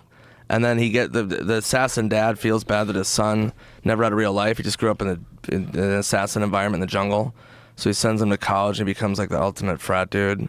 But he moonlights as an assassin still, but he's still like this frat guy during the day. Oh God! And that was me. And then I would like sleep in the base, like in the attic, and then I would be an assassin like on the down low at night. But I was always too high or hungover or too drunk. Wow! And we wanted you to be one of the guys that would be a recurring assassin. Dude, man. Comedy Central bought it in the room, and I wrote the script. Everybody was like, "This is hilarious," and they were like, "No," and they just passed on it. Whoa. Yeah, I was like, How all right, rude. cool, good talk. Then I rewrote it for free, and they were like, yeah, we still don't want to do it. I'm like, well, why'd you buy it? And they're like, I don't know. I was like, cool. See you guys later. Good talk. Boop, boop, boop, boop, boop. Hello, Netflix. It's hard being an executive. Imagine some of the bad shows that come their way. They probably get so confused. You know, it's probably like bad cops. Like network executives, like we get mad at them because they fuck shows up or they put in their own input. Or do you imagine how many bad shows come their way? How many just terrible ones? Think about the ones that are on the air. Yeah, but and there's every day they're like and they're thinking about they're getting their job fired. The show's gonna get canceled. People are gonna lose money. They're gonna be out of a job. They won't be able to pay their mortgage. Like fuck, there's all this pressure on them. Fuck. And they're like, yeah, we'll buy it. We'll buy it, Nick. We love the show. Well, I hate the show. I hate it too. Okay, sorry, dude. Can't have bro assassins. Like these people are on Adderall. They're all tweaking. They're working 10, 12 hours a day. And Adderall is a lot like meth. If you don't know that, folks. One of the key things with people they do when they do meth is they're shit at decision making. Their decision making turns to shit. Cut to headline: Joe Rogan says all network executives are doing meth. That's how I wish. That's how it works. I At think least a it lot would of them are on Adderall. explain. I have a buddy of mine who's a writer, and he told me everyone's on it. I said, really? He goes, yeah. He goes, I just know so many journalists are on it. So many writers are on it. They're all on Adderall. Well, especially, I mean, in Los Angeles, just like in terms of what I've seen socially out and about, I mean, holy shit. Every chick is on Adderall. It's like fucking nuts. I've done it once, and I was just shit-faced. Somebody gave me it. Of course, I put it in my mouth. And then I didn't really feel it, but, you know, it kind of made me a little bit more alert, like kind of cokey, but it wasn't anything special. But I have friends that they take it constantly. Yeah, it depends, I'm sure, on the dosage. Depends on the person. Depends on how you can handle it. Maybe some people it's super beneficial and they can actually handle it. I'm not saying it's not. I'm just saying for sure there's some abuse going on. I know people that abuse it. Well, yeah. I mean, certain things are made for a certain purpose. You know what I mean? Like when you make a pill that helps people like focus in certain situations. ADD folks. Yeah, that's not what you fucking take at Coachella with like a bottle of fucking Fireball. That's not why anybody made it. They weren't like, yeah, this is a pill that you take at a music festival with Fireball. And just screaming along. Yeah, that's what it's for. It doesn't really matter. The youth of the wild. What's it called again? We are the youth gone wild. Is that Skid Row? Yeah, that's Skid Row, right? Yeah. Isn't it? Yeah. Yeah. I tried to karaoke Skid Row once. That was a fucking horrible mistake. I tried to karaoke that song, I Will Remember You. I remember yesterday. And it fucking goes on for like 6 minutes. And I had no larynx, so I was like crying blood. It was horrible. I drove by the hotel the other day where Janie Lane died. Do you know Janie Lane, the lead singer of Warrant? She's my cherry pie. He died in a hotel right over in Woodland Hills. How'd he die? Vegetables. He ate too many vegetables. No! Dude, it was all salads in his house. What? His place was filled to the wall with salad. Oh my God. It's fucked up, man. He got too healthy. He got so healthy. You drink too much water. You ever heard of that? People dying from drinking too much water? Yeah. Like frat hazings and shit like that. Well, and they have water chugging contests. Super bad, folks. Do not do that. You can get to a state where your body literally can't process all the water inside of it, and you die. You can fucking die from drinking just water. How does it kill you? It ruins your organs or your heart? Question. I do not know. We should find that answer. Do you drown? That's a good question. Something happens. Some sort of toxicity. Some effect of the water. That's shouldn't say toxicity. Sounds smart when you say toxicity. It's like a good word to throw in if you're in the middle of words. Right. We're dealing with a lot of issues and, you know, the random toxicity of the environment. Comedy Central. Are they going to keep going with This Is Not Happening without Ari? Is that the deal? Is they going to keep it on the air, or is this just one season and that's it? I don't know. There's a fucking genius idea. What? To take him off that show. Yeah, it's so fucking weird. It's genius. Like, what? Pull him off of his own show. I wish we could talk about why it happened. We can't. I wonder if we can now that he's got a special on Netflix. I have to ask for permission. But the story is ridiculous. It's hard, man. Like I said, hard being an executive, hard being what we call a content provider. Nick, I believe you're a content provider. What have you got to provide with Comedy Central? But I mean, I'm just saying in general, I don't think it's that hard if you have talent that is proven and that you trust. Like if I had a network and you brought me a show, that would for me that would be a 90% chance that would go to pilot for sure, because okay, it's all like I need is Nick to become executive now. I'm figuring out my career path. Okay, I was playing the odds before. They weren't 90-10. It wasn't that good. It was like 50-50. So I like the odds. So do you think you could maybe do that for me? just quit my for me. Yeah, for Come you, on, Joe. bro. Yes, Come on, I will bro. sign up for corporate Be America. executive, bro. Could you imagine if you just decided, like, I don't like the shows you're picking. I'm gonna be one of you. I'm just gonna. I've not thought about doing that because Really? I have so many friends. We're all from the same talent pool of comedians and writers and stuff. Where like everybody has stories where it's like, yeah, I pitched this. I'm like, that's fucking hilarious. They're like, yeah, it's fucking. They were like, no, I don't get it. Well, why don't you just start doing shit on your own? Because this thing that you did with Simon Rex in particular, I feel like you guys could easily do that on your own and put it on YouTube, and I bet it would be giant. We could. I mean, we're gonna try to shop it around to a couple other networks, and But why get involved with other people? well, That's because my we already point. have established content. So we already have Right. 2 seasons, and it's already there. So we just need somebody to go like, yeah, we get it. Well, do you own it? Like you could bring it somewhere else? Yeah, because it's just through streaming, which Comedy Central was obviously like cool enough To take that. to give us that, and then That's all the cool. executives got fired. Except Because for of that? one. Well, no, not They because found of your that. deal. They're like, what the fuck did you give him? Jesus Christ, he's just going to drink it away. Why'd He's you going to do go that? crazy. He's going to go on vacation. Have you heard about his dreams? He's a liability, man. He's kind of crazy, man. Yeah, man, you got to do it yourself. It's not their fault even. It's like but counting on them to know what the fuck they're doing. If they knew what the fuck they're doing, would they really be a TV executive? Who wants to do that? How many people want to do that?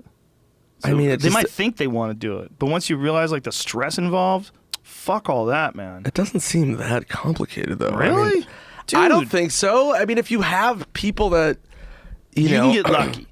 Someone could bring you Seinfeld and Friends and the whatever.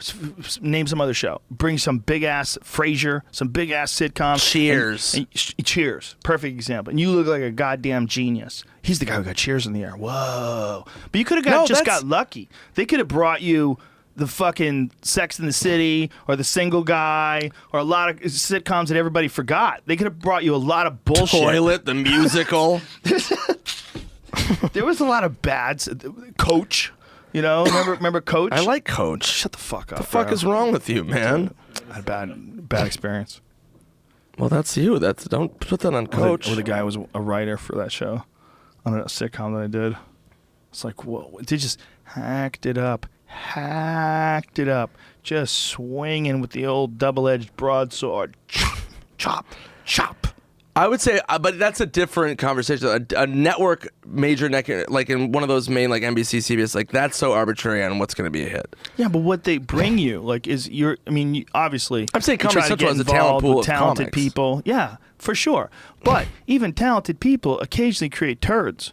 Of course. Right. So if you're. It's all a crapshoot. I'm not saying. Fuck yeah, it is. But I'm saying there's different levels of like what could, what's got a better chance. Like if you Right. bring something with a vision and it's really, like you're passionate about it, I would go, okay, Joe is bringing me this impassioned idea that I think is funny. I'll give him a pilot. But the thing is about shows, this is the really hard part about shows. You're developing them while you're presenting them. So like the show starts out, it's a new show, you're trying to develop the characters, you develop the way they interact with each other while you're putting it on the air, like creating it and putting it on the air. Like as time goes on, things get like, you saw like Seinfeld like in the later years, or Friends, a perfect example. Right. Everybody knew the characters, everybody just flowed together. You knew, like, even though there were new scripts, like the thing was so established, like what was funny about it and how it worked. When you're creating a new show, they're always like firing people, like that Kevin James show. Like they're like they change out, they'll swap out the wife, and like they did it on Bewitched, get her out, bring a new one in, and we need a black neighbor. Like, okay, you need a gay friend, and then like Right. when it's not working, everybody wants to throw their fucking jizz into the soup mix. Like, I know the fucking perfect thing. This is missing. And that's what happens with those shows, right? They all just get to be Jizz-souped. They just get all these different opinions until they take out, like South Park. They don't listen to shit. You don't listen to anything, but that's my point is that if you comment, major networks is different. Like the cable networks, they have a little bit more leeway where it's like, if somebody comes in with, if talent comes in with a strong idea and a strong script and a strong vision and stuff like that, I think Right. that's different. Right. With networks, you're getting, a bunch of major showrunners with an idea, and they're trying to fit into a formula. Yeah. That's different. It's still hard. It's still hard, but I'm just saying there's different percentages of it. Yeah, no, for sure. I mean, South Park came in and they were like, I remember stories where they were like, they didn't get any notes. They were like, they don't even live here, I don't think. I think they live in Colorado or something. They were just like, yeah, well, we're going to make this show and just, like, stay the fuck away. That's probably a good move. Well, I think yeah, they're from genius. Evergreen. It's like one of my favorite places ever. Did you ever see the original one with What Would Brian Boitano Do? Yeah, of course. That's how they got started, and that is to this day like one of the funniest fucking things I've ever seen in my life. When someone gave it to me, it was actually a girl I was dating. She was an agent's assistant, and she got a VHS copy of it, and she brought it over my house, and we watched together. We were fucking crying, just falling on the ground crying. It was so silly. And Jesus versus Santa. Yes. Yeah, that was insane. I did the same thing. I got the VHS tape in like 1996, I'm going to say. That's exactly that's the time, somewhere around there. And I had that VHS, and I would watch it. I was like, what? This is insane. God, it was amazing. It was so good. And Spirit of it's Christmas. kind of funny because it's like much more shitty animation and drawing even than the current one, which is crazy hard to believe. You watch it, it's like you're watching like ancient like like ancient cave art of Jesus or something. You know what I mean? It's like it's weird when you're seeing this old way they used to draw everybody in comparison to the new. The voices are so good. Oh, he's amazing. Yeah, they're genius. Those guys are amazing. Trey Parker did the voice in this new what was the fucking animated show that I watched? He did the voice of someone. He's in the Despicable Me. Yeah. That's what it is. Yeah. Despicable Me. Did he really? Yeah. I saw it with my kids. It's hilarious. Those Despicable Me They're shows. all really good. Even if you're a full-grown adult, they are fucking fun movies. Like my kids love them, but I actually love them. They're fun. Those movies are good, man. You saw the third one? I saw them all. I've saw seen the them first multiple two. times. I have kids, bro. I've seen them multiple times. How old are your kids now? I saw Underwear Man. Oh. Yeah, Captain Underpants or something like that, I think it was. Underwear Man. There's a show called Captain Underpants. Yeah. There's they made a movie out of it. I'm probably not going to see that by myself. That'd be super weird. Some guy just watching Captain Underpants. They make good fucking kids movies today. Those Despicable Me movies are good movies. Yeah, they're really well fun. made. The third one holds up. Third one holds up. All right. It might be the strongest one. A lot of people don't like the Minions one. They're like, I'm tired of those little fuckers. Like, they need the other guy, Gru, to balance out the Minions. Yeah. Can't just have the Minions. Minions went rogue. Yeah, they're just all Cocky Minions. fucking assholes. People didn't like it. I found it. I think it was good. I enjoyed it. I found it entertaining. Fuck them. Fuck the Minions. Well, like Toy Story, dude. Toy Story 3 was like one of the best movies I've ever seen. I started crying. Yeah, it was good. Yeah, I wept. Yeah, there's like some dark moments when the teddy bear is trying to fucking throw them in the incinerator. Yeah, that was intense. That's intense shit. Lots of bear, lots of I hugging like bear. that. Did you ever see Babe, the talking pig movie? Yes. Did you ever see Babe, Pig in the City, Part 2? I don't think I stuck Oh my around for that. God. See that movie. They decided to take the talking pig, like broad farm movie, throw him in the city where some of the dogs are prostitutes. It goes so fucking rogue. It's amazing. Really? You'll love it. Really? I'll text you and remind you. Oh my God, Babe, please Pig in do. the City. And there was a big outrage because it was so like aggressive and weird. Really? It's super dark and trippy. Whoa, they're prostitute dogs? I swear to God. That's Yeah, it's hilarious. nuts. The Look at pink that's one? one of the hooker dogs. Oh my God. In the that is- pink. That is hilarious. Look at that harlot. That's hilarious. Yeah. How weird are dogs, man?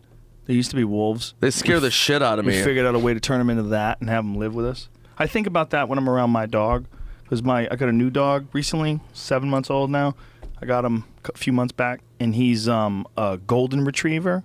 Okay. It is the least wolf-like dog that has ever existed on the planet. This dog has like zero aggression in him. Like even when he play fights, like he'll play fight with another dog, there's like zero threat of anybody getting hurt.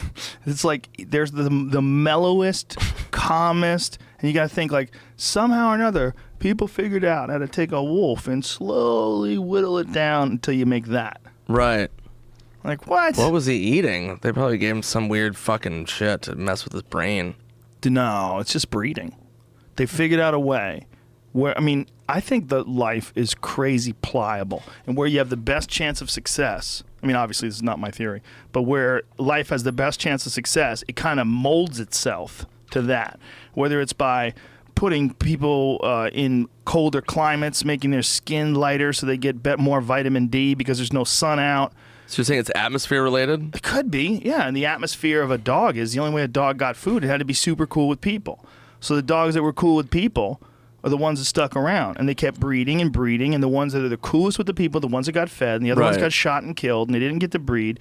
So it's always like the ones that are the coolest with the people. They got closer and closer to the campfire, and they got the scraps thrown their way. It was a sweet deal.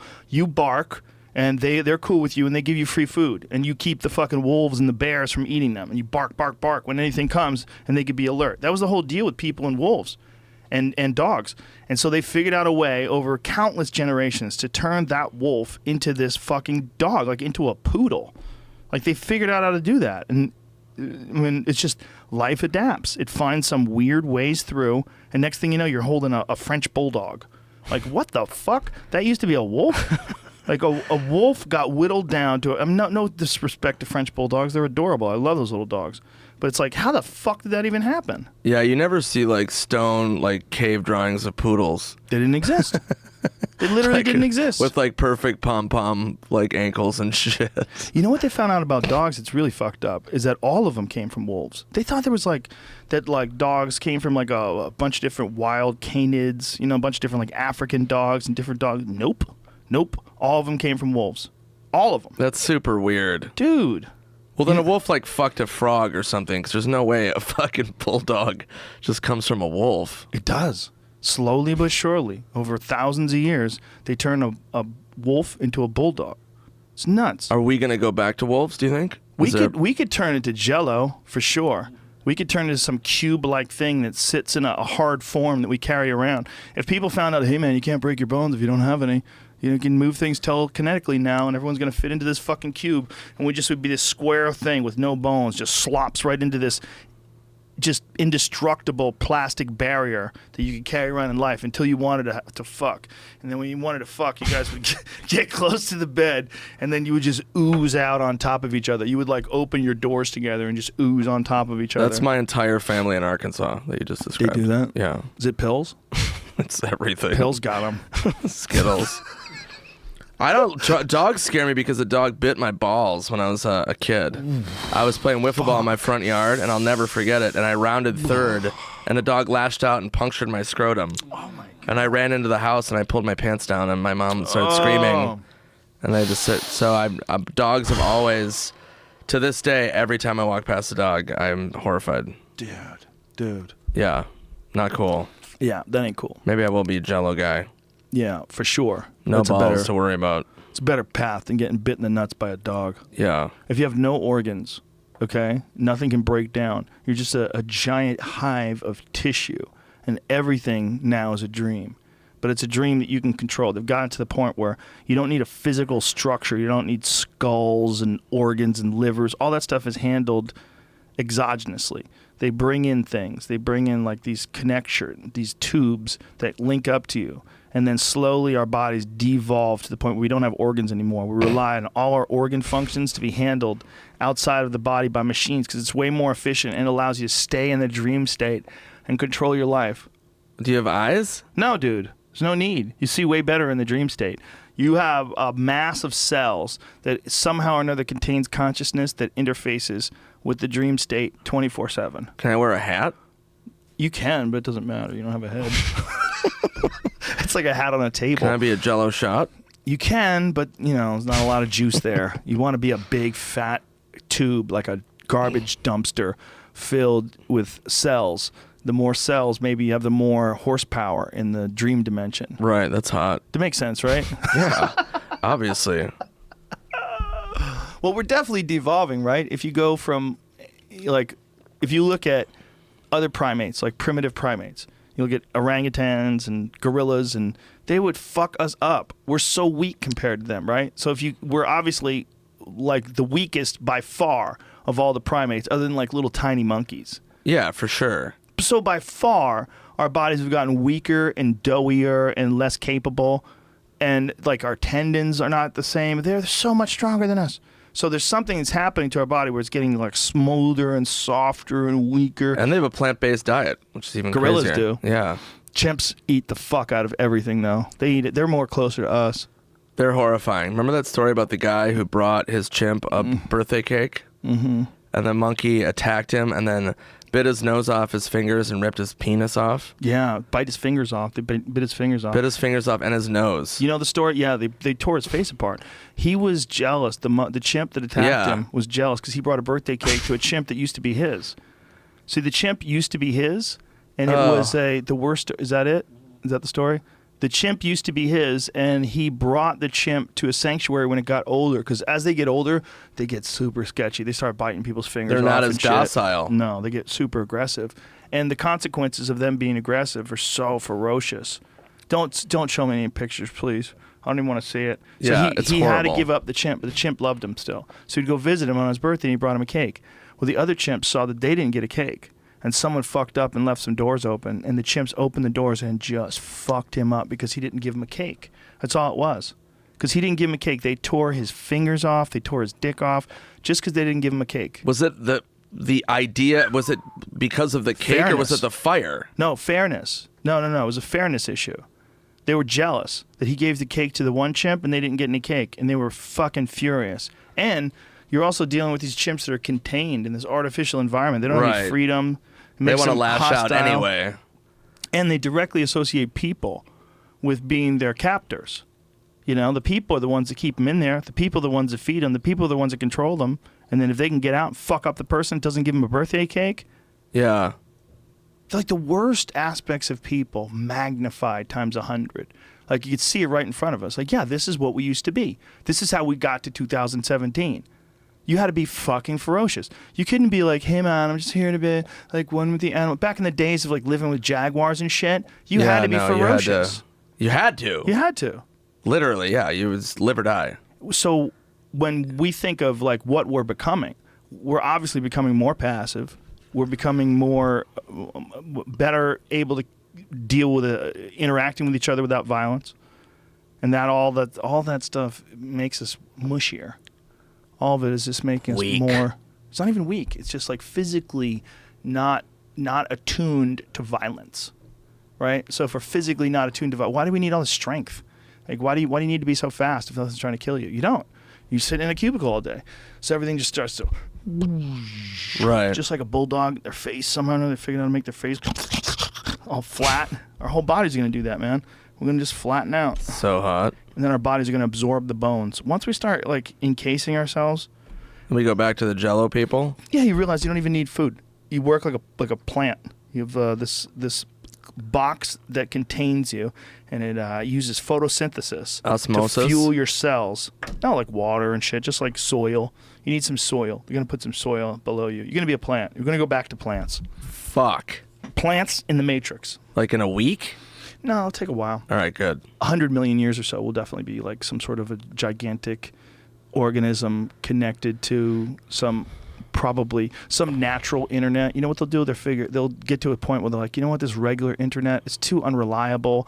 We're constantly relying on these cables. I have a new idea. Here's my new idea. We are going to make an internet by going into all these plants and genetically engineering them and turning them into Wi-Fi towers. So everything is a Wi-Fi tower. And this is the new internet. They're all connected with each other, and you, through using a computer or a cell phone or whatever, you're interfacing with nature now. You're no longer interfacing with some artificial servers and the Verizon, throttling your data because they don't like you using Netflix. No. Now you're dealing with re-engineered plants, where plants are now the distributors of information. I can't It's heavy, process bro. that. It's heavy, bro. But it might be real. I mean, they know that plants talk to each other. They're 100% certain of that. Plants allocate resources. They have this whole underlying, there's like a whole, almost like an internet of mycelium and like fungus and all this different shit, all the network of their root system and everything like that. They communicate with each other. About what? We don't know. We know they do certain things, like plants hear other plants getting eaten, and they change their flavor profile, and they become toxic. They have like a terrible toxic taste to them. What? Yeah, giraffes do that. Not only is it works, or not giraffes, eucalyptus trees do that when giraffes are eating them. and a bunch of different trees. They've shown that when you not only can they, this is the craziest study they did. Not only is it not knowing for sure that these plants are being eaten, but if they hear it. So they played recordings Of like crunching? recordings of caterpillars eating leaves, and they've played it next to these trees, and the trees altered their profile. They start excreting some sort of a chemical that makes their leaves taste terrible. So what they found is like that, like if it'll happen in Africa where one plant will be, I think it's the acacia tree. That's what it is. It is, right? I'm pretty sure. I think it's the acacia one that changes. It's not eucalyptus. It's the acacia tree. And one animal will be eating it. The other animals catch wind that something's eating it, and they literally become toxic to them. They taste like shit. And so they won't eat it, and they'll starve to death rather than eat the plants. Some crazy chemical strategy. And they communicate with each other. That's how they find out that this other plant is getting eaten. And it goes through the ground. They have this fiber of, oh, Jesus. It goes through the ground. They have this fiber of all these different organic things like fungus and mushrooms and shit that they're communicating Good with. Lord. It's amazing. That is amazing. Dude, To think that like you just don't even hear it. They allocate resources. They'll like figure out a way to allocate resources towards plants that are connected to them that are more needy. It's very bizarre. We totally don't know why they do it. We don't know how they do it. It's all some new thing over the last like 20 years that people are beginning to figure out, that these plants are somehow or another interacting with each other and maybe interacting with their environment in a way that we just don't understand yet. It's fucking weird, man. I mean, they might be conscious in just some way we just don't imagine. We can't imagine it. Right.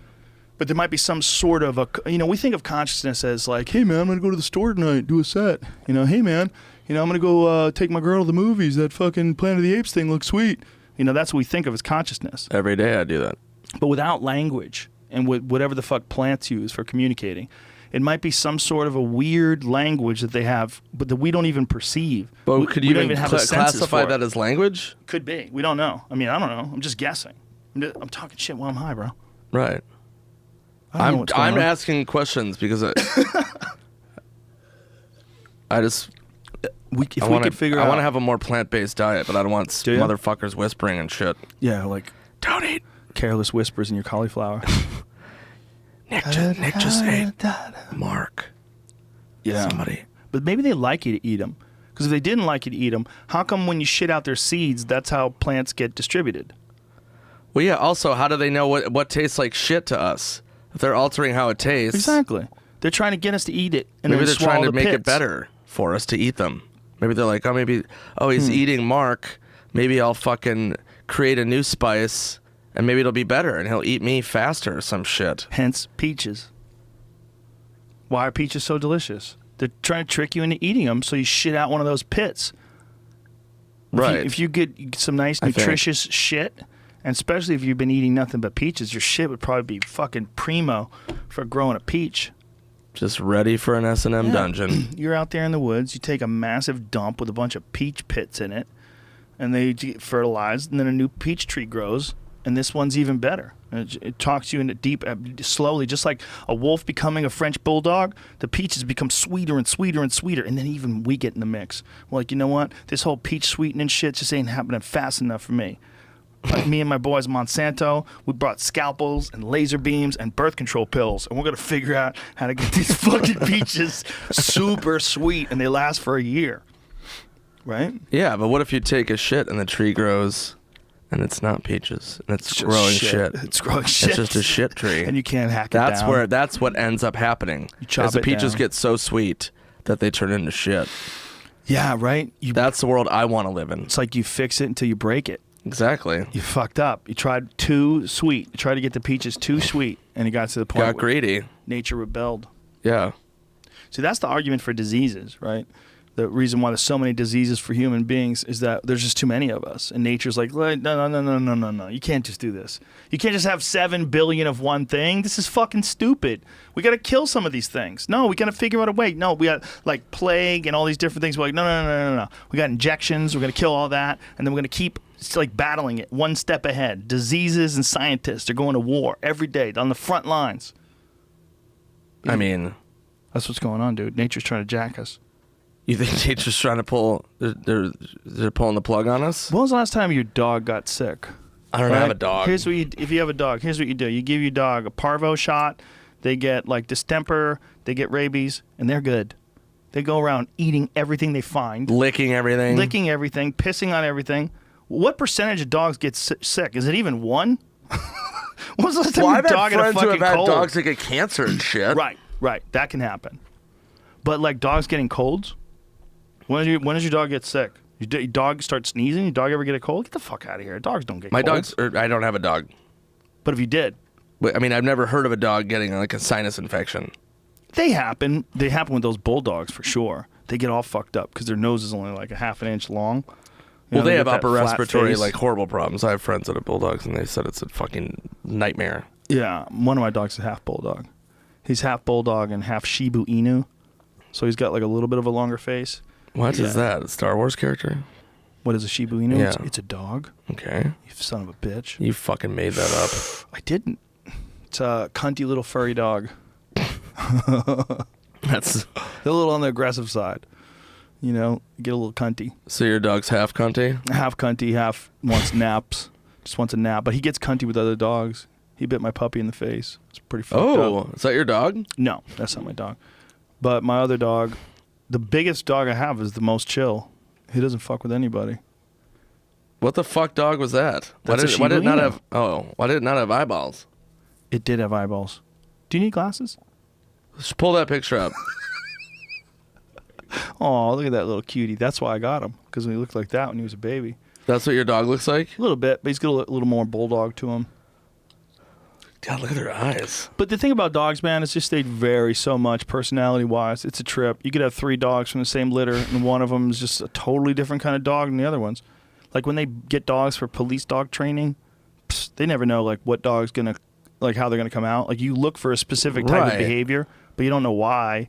There's like good bloodlines and everything like that, but out of a litter, they're not. It's not 100% even in a good bloodline. But they're normally what kind of like police dogs are never like they're specific, aren't they? Like German shepherds or what are they? They have a bunch of different dogs they use. Belgian Malinois are really good, but those are super hard to control. Like, Golden they're Doodles. really good attack dogs. They're real good attack dogs, like the sick on people. They're like very effective because they're super hyper aggressive and they'll just go right for your throat and fuck you up. They use those a lot in military, what they would call the military theater.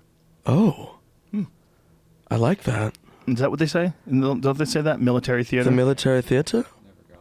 Don't they say that? Starring Chloe Sevigny. That's like a way to sound smarter than you really are. If you said using something in the military theater. Like what kind of an asshole says that? Military theater. I think if you add theater to anything, you sound like you're smart. Like if The you're theater. with the diarrhea theater. We're going to the... Yeah, if they like had musicals and they did them in basketball courts, they'd make $2. Nobody would go see a musical in a basketball court. You have to go to that theater. You have to dress up. If you could see it how it really is, sneakers squeaking on aluminum steps and these people have no microphone and they're below you doing their stupid play. Yeah, that'd be shit. Be like, get the fuck out of here, bitch. Theater. Went to the this new musical at the gymnasium. It was terrible. Everyone started throwing toilet paper down on them. You go to the theater, you're like, this place is old. This must rule. I've got a new suit for the gym. Yeah, nobody's ever said that. Going to the theater. Some of the theaters that you perform in, when you start performing in theaters across the country, you'll perform in a place that's like, it was founded in like 1920. All these weird backstages you gotta walk through and everything. It's fucking pretty dope. Oh, what I was gonna say earlier is we were talking about Florida, and I did my last tour, and I did 55 cities. Everything was great, and the only train wreck shows were Florida, and I did a performance arts center, and it was in I believe Orlando. I'm gonna say, and I showed up, and I went backstage, and they had these huge murals for like Wicked and The Lion King and all these huge productions, and then there was like Nick Swardson. And then, so I was like, all right, I did the show. And we had to stop the show because 2 chicks got into a fist fight. Oh. Of course. Over what? I have no idea. It was in the balcony, and I was like trying to figure out what was happening, but I couldn't because they were escorted out. And then afterwards, they were like, yeah, there's a fight. And then a bunch of people, there's vomit all over the bathrooms. So then I went out to the staff and was like, what happened? And all the staff were these old women that were like used to plays and musicals and weren't ready for the Nick Swardson fucking tornado to come in. So all these like 80-year-old women were not equipped for like. They just said people were sleeping in the bathroom. There was puke on the floor. There was hilarious. a fist fight. It's like That is hilarious. it was pretty funny. I was like, yeah, sorry about that. Next week though, we've got Wicked. Next week, it's a resurgence of Cats.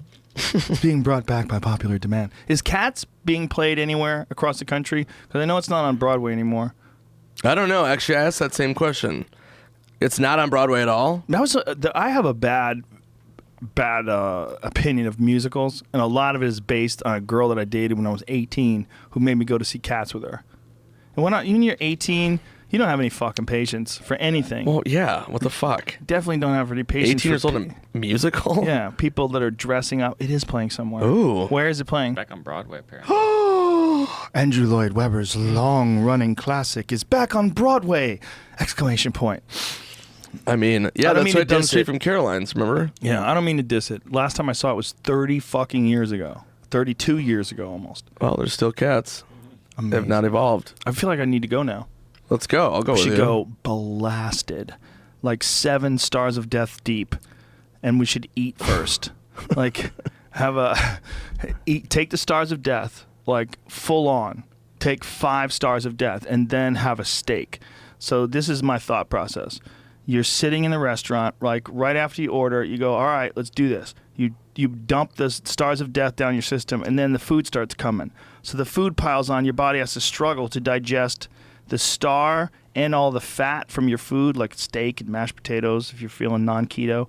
And as it gets cooking, like right when these dudes start do do do do do do do do do, you're just in a cyclone of fear and self-doubt and self-criticism and introspective thinking and feeling vulnerable about, and everyone's watching you, and you know you're gonna die, and everyone's gonna die, and then to top it off, though, do. we bring a litter box.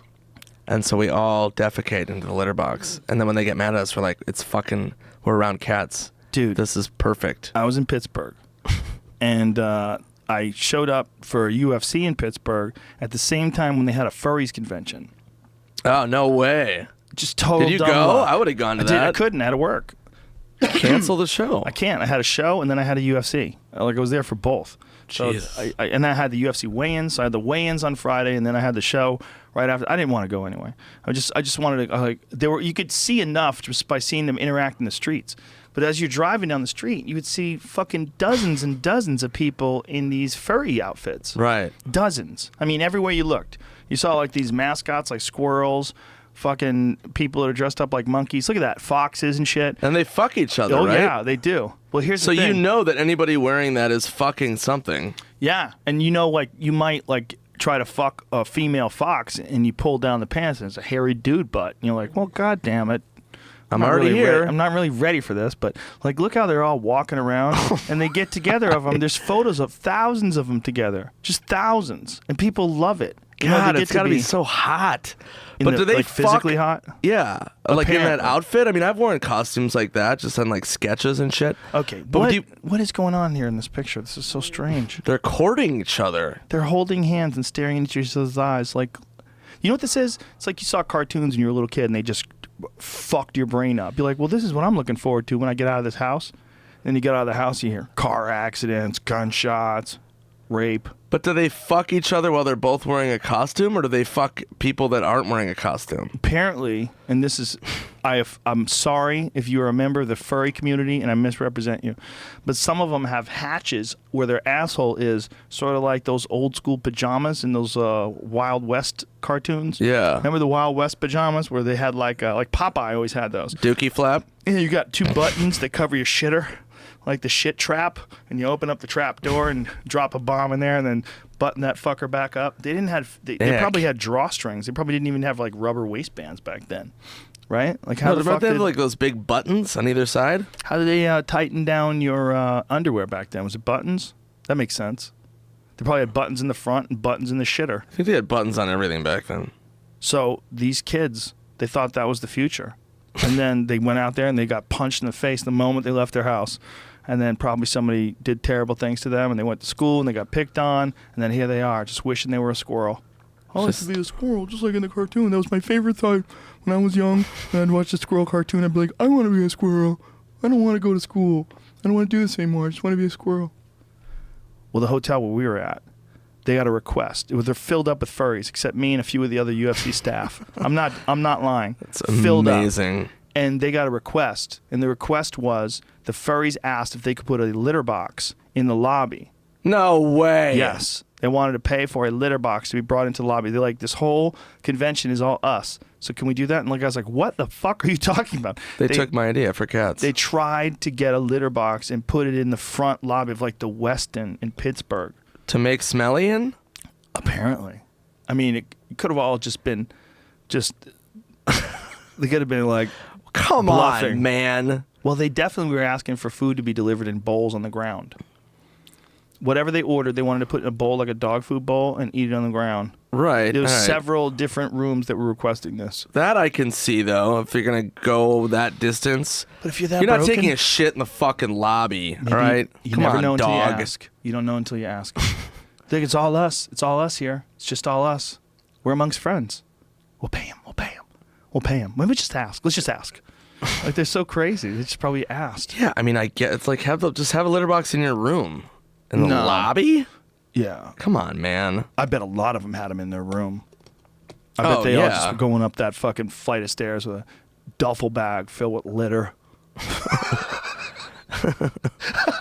Housekeeping. And a big old fucking plastic cement mixer. They pour the kitty litter in one of those plastic cement mixers. You know, you ever make concrete when you were a kid? Did you ever have to make concrete? No. Construction jobs, sometimes you'd have to make concrete, so you'd have to pour the shit and pour the water and mix it. You'd have to mix it in this big old fucking plastic tub that was a lot like a big litter box. Right. And you could just do that. Just to get one of them cement mixing tubs. Good Lord. I want to do that. I want to try it. If you could get thousands of people. I would get into a furry outfit. I don't want to get fucked. Okay, but who would you be? Who would I be? Yeah, if you could be a furry. Like, what creature would you, what do you feel like your spirit animal is, Nick? That's a good question. I don't know. Maybe. Do you think you're a monkey or a wolf? I would say a monkey over a wolf if those are the options. Okay, so we're moving more towards monkey. I'm just trying to get like a taste palette. It's like I would a say series of questions that I use to determine which wine would be best for you. I would say a squirrel. Squirrel, interesting. Yeah. Like you It's are very Midwest. You are a rat, but your tail is so cute. We let it slide. Plus, you only eat nuts and plants. Yeah. Rats eat everything. Yeah, I'm not a fucking rat. Too sketchy. Yeah, rats are just Can't be trusted. Carrying diseases. Squirrels are chill. I used to hang out with squirrels in New York. I would go into Union Square, and I would get I saw a guy get a bag of nuts, and I watched him. He would sit in the middle of the park, and the squirrels would come and crawl on him. Yeah. And he would put a nut in his fist, and the squirrels would reach in like it was like a little hole and pull the nut out and eat it on his arm. Yeah. So I studied this guy for weeks, and I was like, I want to fucking do that. So I go and I get a bag of nuts, and I got the courage up. And I got into the middle of the park and I sat there and the squirrels started coming on me and I started getting like panicky, but you can't panic. So I just zoned out and then the squirrels started feeding out of my hands and I started becoming a squirrel man. And then I wanted to show my friends. So I'd bring my buddies into to the park with me and I'm like, watch this. And they'd be like, what the fuck are you doing, man? And I'm like, watch. And the squirrels would be on my arms and stuff. And my friends were like, dude, I'm not on board with this at all. And like nobody thought it was cool. They just thought I was like a fucking complete lunatic. And I thought I was like this. I thought I was like an X-Men or something. Like I had like gotten this like power that I had dialed into like a whole. I don't know. You became like a Beastmaster. Yeah, I thought it was rad. But do you remember that show? Yeah, of course. The dude used to be able to tell animals what to do, and they'd all listen to him. Yeah, Beastmaster was the shit. And it was fucking ripped. The He one had thing no they shirt could on. remake, they fucking don't. That would be a sweet remake. And 100% you should be the Beastmaster. You or me. We could be Beastmasters. Dude, we could do it, brothers and sisters. Beastmasters. We need a bunch of chicks too. You gotta have diversity today if you're gonna pitch a show. We should have at least one black, female, trans Beastmaster. Look at him, he's jacked. That seems like the newer version of Beastmaster. Is that the original Beastmaster? Is Damn, that I the didn't. porno? That's No, there's that guy right above him. it's that Yeah, dude. that Yeah. guy. That was the original Beastmaster. That was the dude that was in a movie called Laser Blast. Laser Blast was a fucking favorite science fiction movie of mine when I was like a little kid, man. Like during the Star Wars days. Yeah, and he found this gun. He found this gun Look that at the you makeup put. on the right. Oh, it was so bad. There was this alien gun that you put in your arm, like you put your arm in it rather, like you fist this gun, like that's how it works. And he found this thing, like the alien that's like crashed their spaceship and lost their gun, and this dude picked it up, and the gun slowly but surely turned him into this monster. It was awesome. That fucking thing? Yeah, see that guy? Ew. Like, see the pictures? Those are Yeah. the actual aliens. So that's what he turned into. Those are the Laser Blast, 1978. Ha! Dude, I was That was a 11. movie? Yeah, I was 11 years old when this came out. So when you see the guy, like, in the upper pictures, scroll up a little bit. See the one with the teeth out on the left-hand side and the top? With the teeth on the left-hand side? Yeah, that one. That is what he turned into when he kept fucking with that gun. The more it was like sort of like a take on Gollum's ring in a way, right? Like the more he fucked with his gun, like the more he would become like one of those aliens and start shooting shit with this weird fisting gun. It was dope though, dude. See if you can get a clip. You find a clip online. He turns into me in Vegas. Ta! Ew. Dude, when you're Ew. 11, it's awesome. Go Yeah, I'm full sure. screen. It's a special preview. Oh, this is a preview. See? So the dude finds this in the desert. What the fuck? Look, and the alien's like, oh no, he's got our gun. They're pissed off. See, they're in their spaceship, and he uses it. Could all be happening right now, somewhere on this planet. Yeah, see the spaceship It's the lands? story of a UFO that has landed and visitors from a galaxy light years away. That ship was decent effects. How bad is this? Oh my god, it's the greatest thing of all time. Oh, he shot at them. He fucked them up, and they fucked him up. Unlike anything on this planet.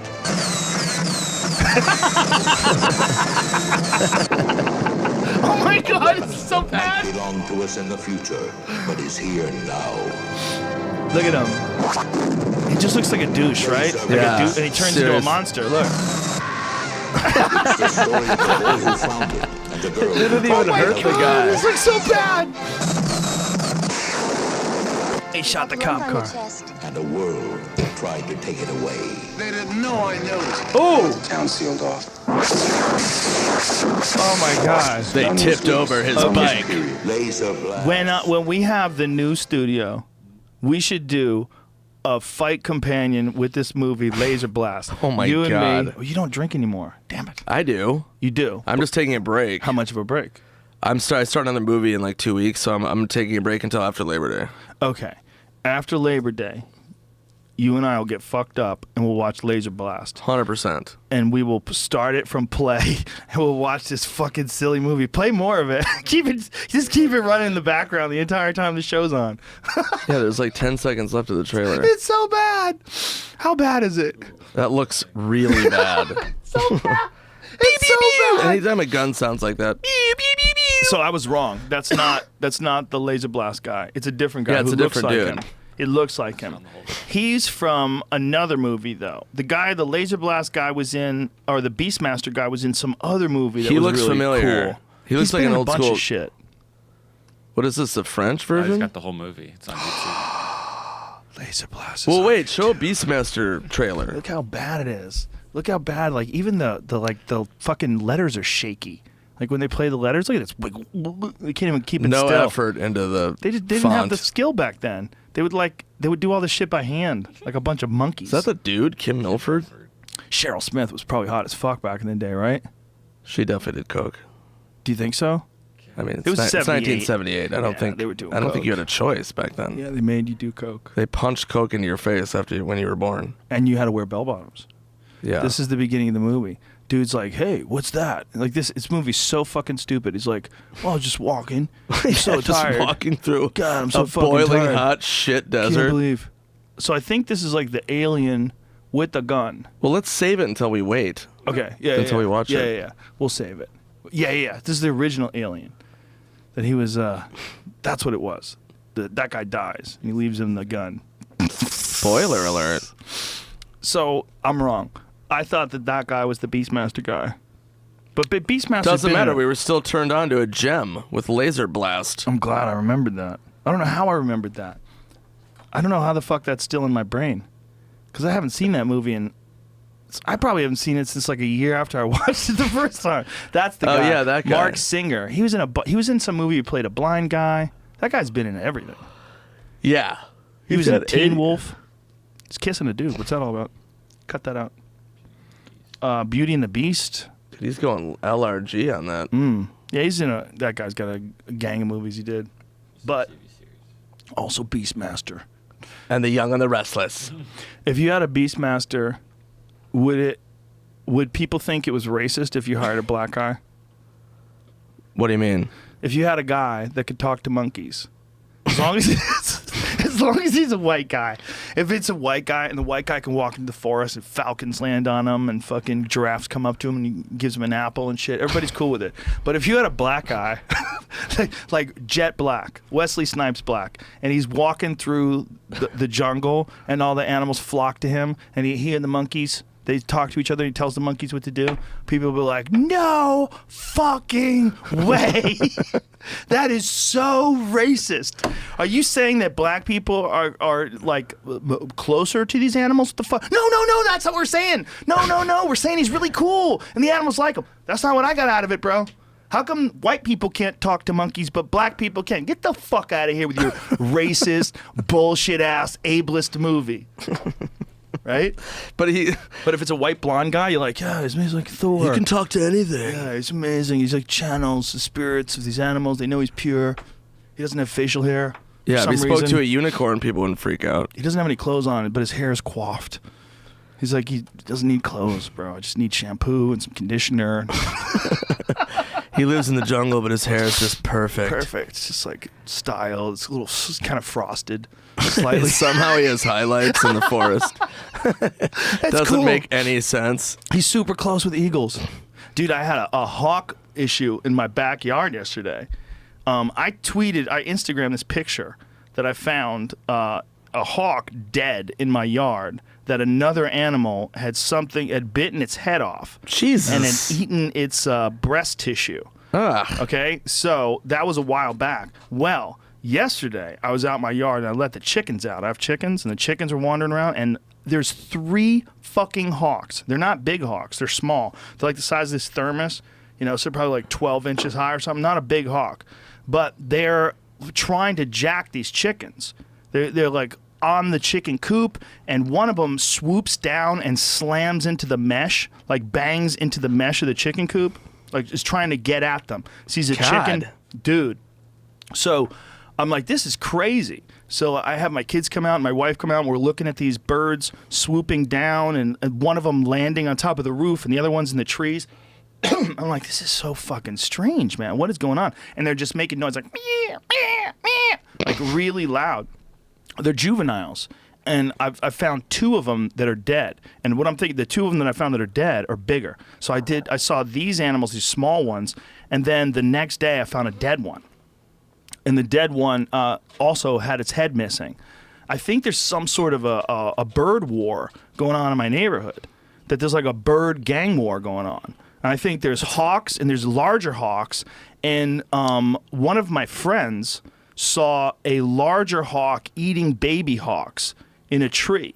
Good Lord. Yeah. He was on the way down the street and apparently going to his car, and he saw these hawks that are in our neighborhood killing these baby hawks.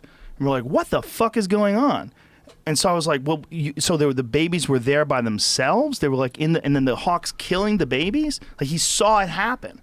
I was like, that is insane. So there's like some sort of a gang war. Because I told him about the hawks being dead and he found one of them like that. Shit is getting real in your neighborhood. Dude, it's crazy. It's fucking Hawkmageddon. I wonder, I think it's just hawks killing other hawks. Like they're like trying to establish, probably just like all these other animals. Like apparently mountain lions do that too. Bears do that. They'll kill the young ones. They'll find other people's young and kill them because they think they're competition.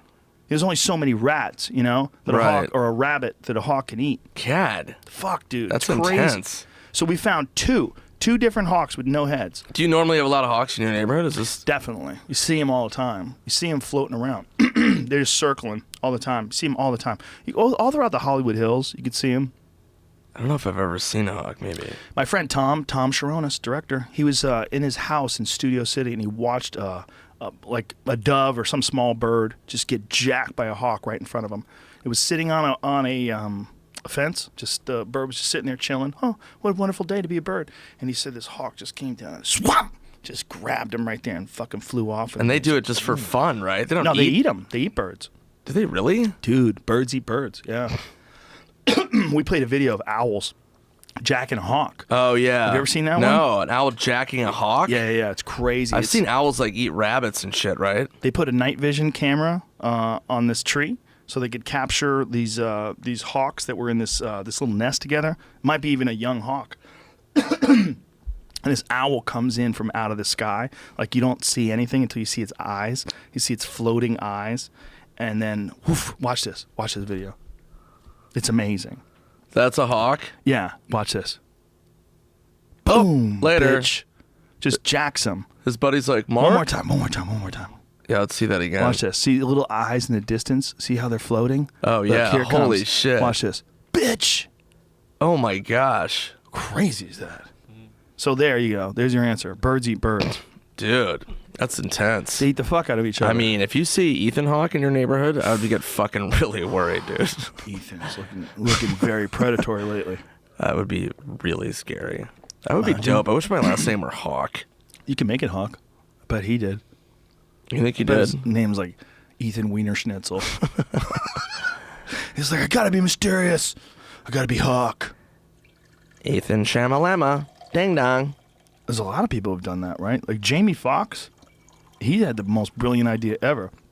He made his name an androgynous name so that he would get picked as people to go up in the Laugh Factory. Because it was a Laugh Factory open mic, and they would pick chicks more than they would pick dudes because there weren't very many chicks. So they would try to get a certain amount of chicks. Right. So he made his name ambiguous. He changed his name to Jamie Foxx with 2 X's. That's pretty cool. Smart. His old stand-up's hilarious. I used to watch his old Showtime specials. He's going to be on Thursday. Is he really? Yeah. Oh, that's amazing. That guy can do everything. Yeah, that he's guy's a bizarre guy. Insanely talented. He can sing, he can act, legitimately sing and legitimately act. And do stand-up. And do stand-up. Stand-up's the fucking hardest. I mean, that's... To be like a monster. He was a big headliner, dude. Dude, you remember that when guy's he... a monster. Yeah, he just stopped doing it. The foxhole? Remember when he had that character that he did in Living Color? The woman with the giant crazy lips? Yeah, fucking hilarious. He would walk around. He was the original Duckface. Right? Wasn't she? Yeah. Was that it? Did she do that? Am I it imagining that she made a Duckface? No, she did.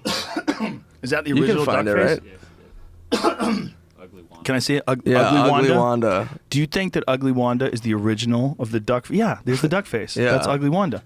That character might be the original Duckface. That might be what everybody copied. It's already hilarious right there. It's hilarious. Dude, In Living Color is a forgotten show. It's one of the funniest fucking shows ever. Yeah, it was amazing. Dude, do you remember Handyman? Yeah, of course. Do you remember Fire Marshal Bill? I remember... Fire Marshal Bill. God, I can't stop coughing. Fire Marshal Bill, I was playing pool. Me and my friend John were playing pool in New York, and this show was on, above the pool table, and we were like, what the fuck? We're like, I can't even believe this is a real show.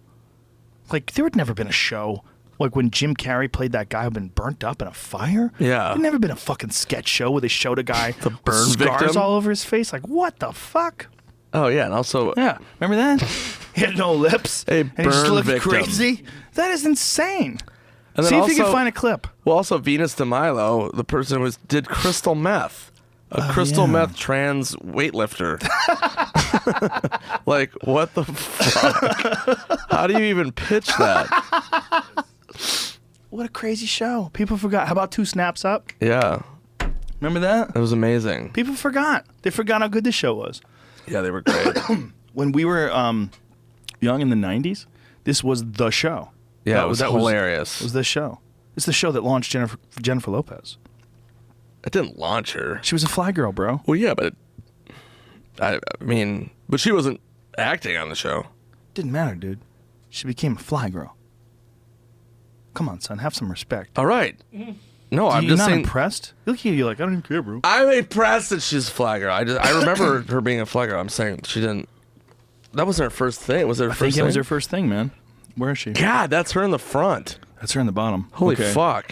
I want my money back. What have you done? What do you really look like? How did you do that? That is funny that they had She was the first the girl. fly girls. She was the first girl to become famous for her ass. Right? Not for her. Obviously, she's talented. Don't get me wrong. She's ripped now. Oh, is she? Yeah. Great shape. Yeah. But she also resisted the temptation to accentuate that ass in an artificial manner. She is stuck with squats and dancing. Respect. Respect. Because she was the original big booty girl, right? I mean, if you think about it. And then all those other chicks, Yeah. That's the first person I remember where people are like, oh shit. some people are taking it too far. I saw a young lady this weekend that was just taking it way too far. Well, I mean, why? Butt implants to me are so bizarre. I don't know why the fuck. I don't know what that does. See, that's a real butt. That's Jennifer Lopez's butt. That is a bottom. That's legit. That is Latina DNA. That's exercise, squats, dancing, and just the sheer love of dick that just comes out in everything she does. Like, look at that. God damn, that woman's hot. 48, I think. She's 48. She could be 100. What? She's God, 48? If she's 100 and looks just like that, people will line up to fuck her. Look at her skin. Yeah, she's insanely hot. That's like some Westworld shit. Well, she's got like superpower DNA. Like, there's no way you just get that with a regular person. That's like superpower DNA. Yeah, no, it's amazing. But what was the point? That's like my skin. Oh, see, she stayed natural, man. That's the crazy thing. Like, there's so many women, like, and obviously not at her stature where they're like legit movie stars and stuff like that. But like some of these pop gals are stuffing so much fucking stuff into their ass. Yeah. That it wiggles like a waterbed It's when like they're shaking nauseating. themselves. There was some what is the girl's name? Iggy Azalea, is that her name?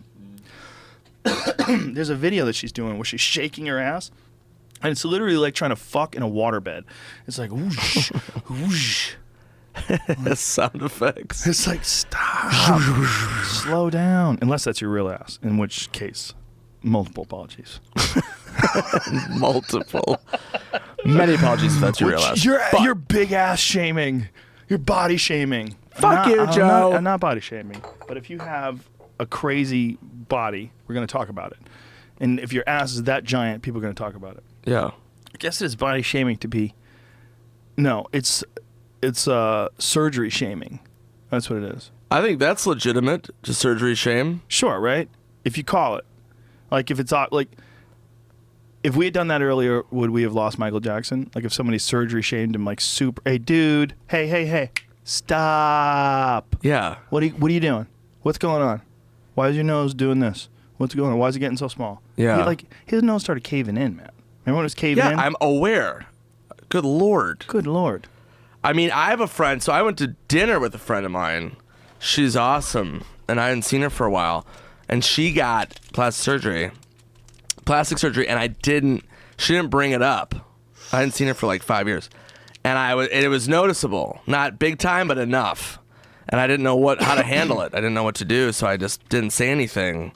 But I wanted to be like, why? But, once somebody already does it, it's kind of a fucking moot point to be like, hey, what'd you do? Go back. So I just let it go. But it was really awkward because she was already fucking gorgeous. And then I don't know why she did that to herself. So it was really bizarre. It was a very bizarre feeling. Have you experienced that? Have you seen? I mean, you must have. I definitely have. But my friend, even weirder, was dating a girl, an Asian girl, who got that eye surgery. What? And yeah. And he hadn't seen her in a long time. And then he actually told me about this. Excuse me. After we did the podcast, we were talking about that eye surgery. Remember when we showed it? Like how many Korean women in particular are getting this crazy surgery where it changes your face. It makes your eyes way bigger. They cut your lids and give you like this anime weird look. And it's apparently super, super popular. But he hadn't seen her in a while. And then he saw her and she had the thing done and he didn't even recognize her. He was like, what? Right. Like it was off. It was like if I saw you and all of a sudden your eyes were giant and I had to go, hey, what's up, Nick? Like, look at that. Wow. Yeah. Well, that In that case, it looks That's really right. good. But I was gonna say. bravo. But it's a weird thing that is like super, super common. They get that look, right? So they go from having... Is that a bunch of different girls? Ooh, that scares the shit out of me. Dude, we have a friend I just realized who got it done. If that's a bunch of different girls, that freaks me the fuck out. Have you seen him? No. He got it done. You know who that is? Mm-hmm. Of course. He did the same thing with eyes. Let's keep it on the DL. Yeah, that's why I wrote it down. I didn't show you.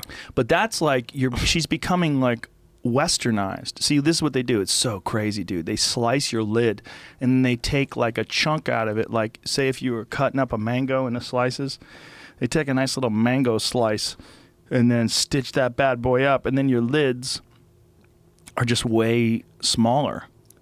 It says nations have different need for beauty. Choi says, in Korea, the land is small and crowded that everyone can see, can look at each other in the face. What? What the fuck are you talking about? No, you don't like having slanty eyes. That's all it is. You don't like the way your eyes look. I get it. Don't say crazy shit, unless that's a translation problem. Nations have different need for beauty. Listen to this explanation. Hey, why do you guys have so many eye surgeries? Well, in Korea, the land is small and crowded, and that everybody can see, can look each other in the face.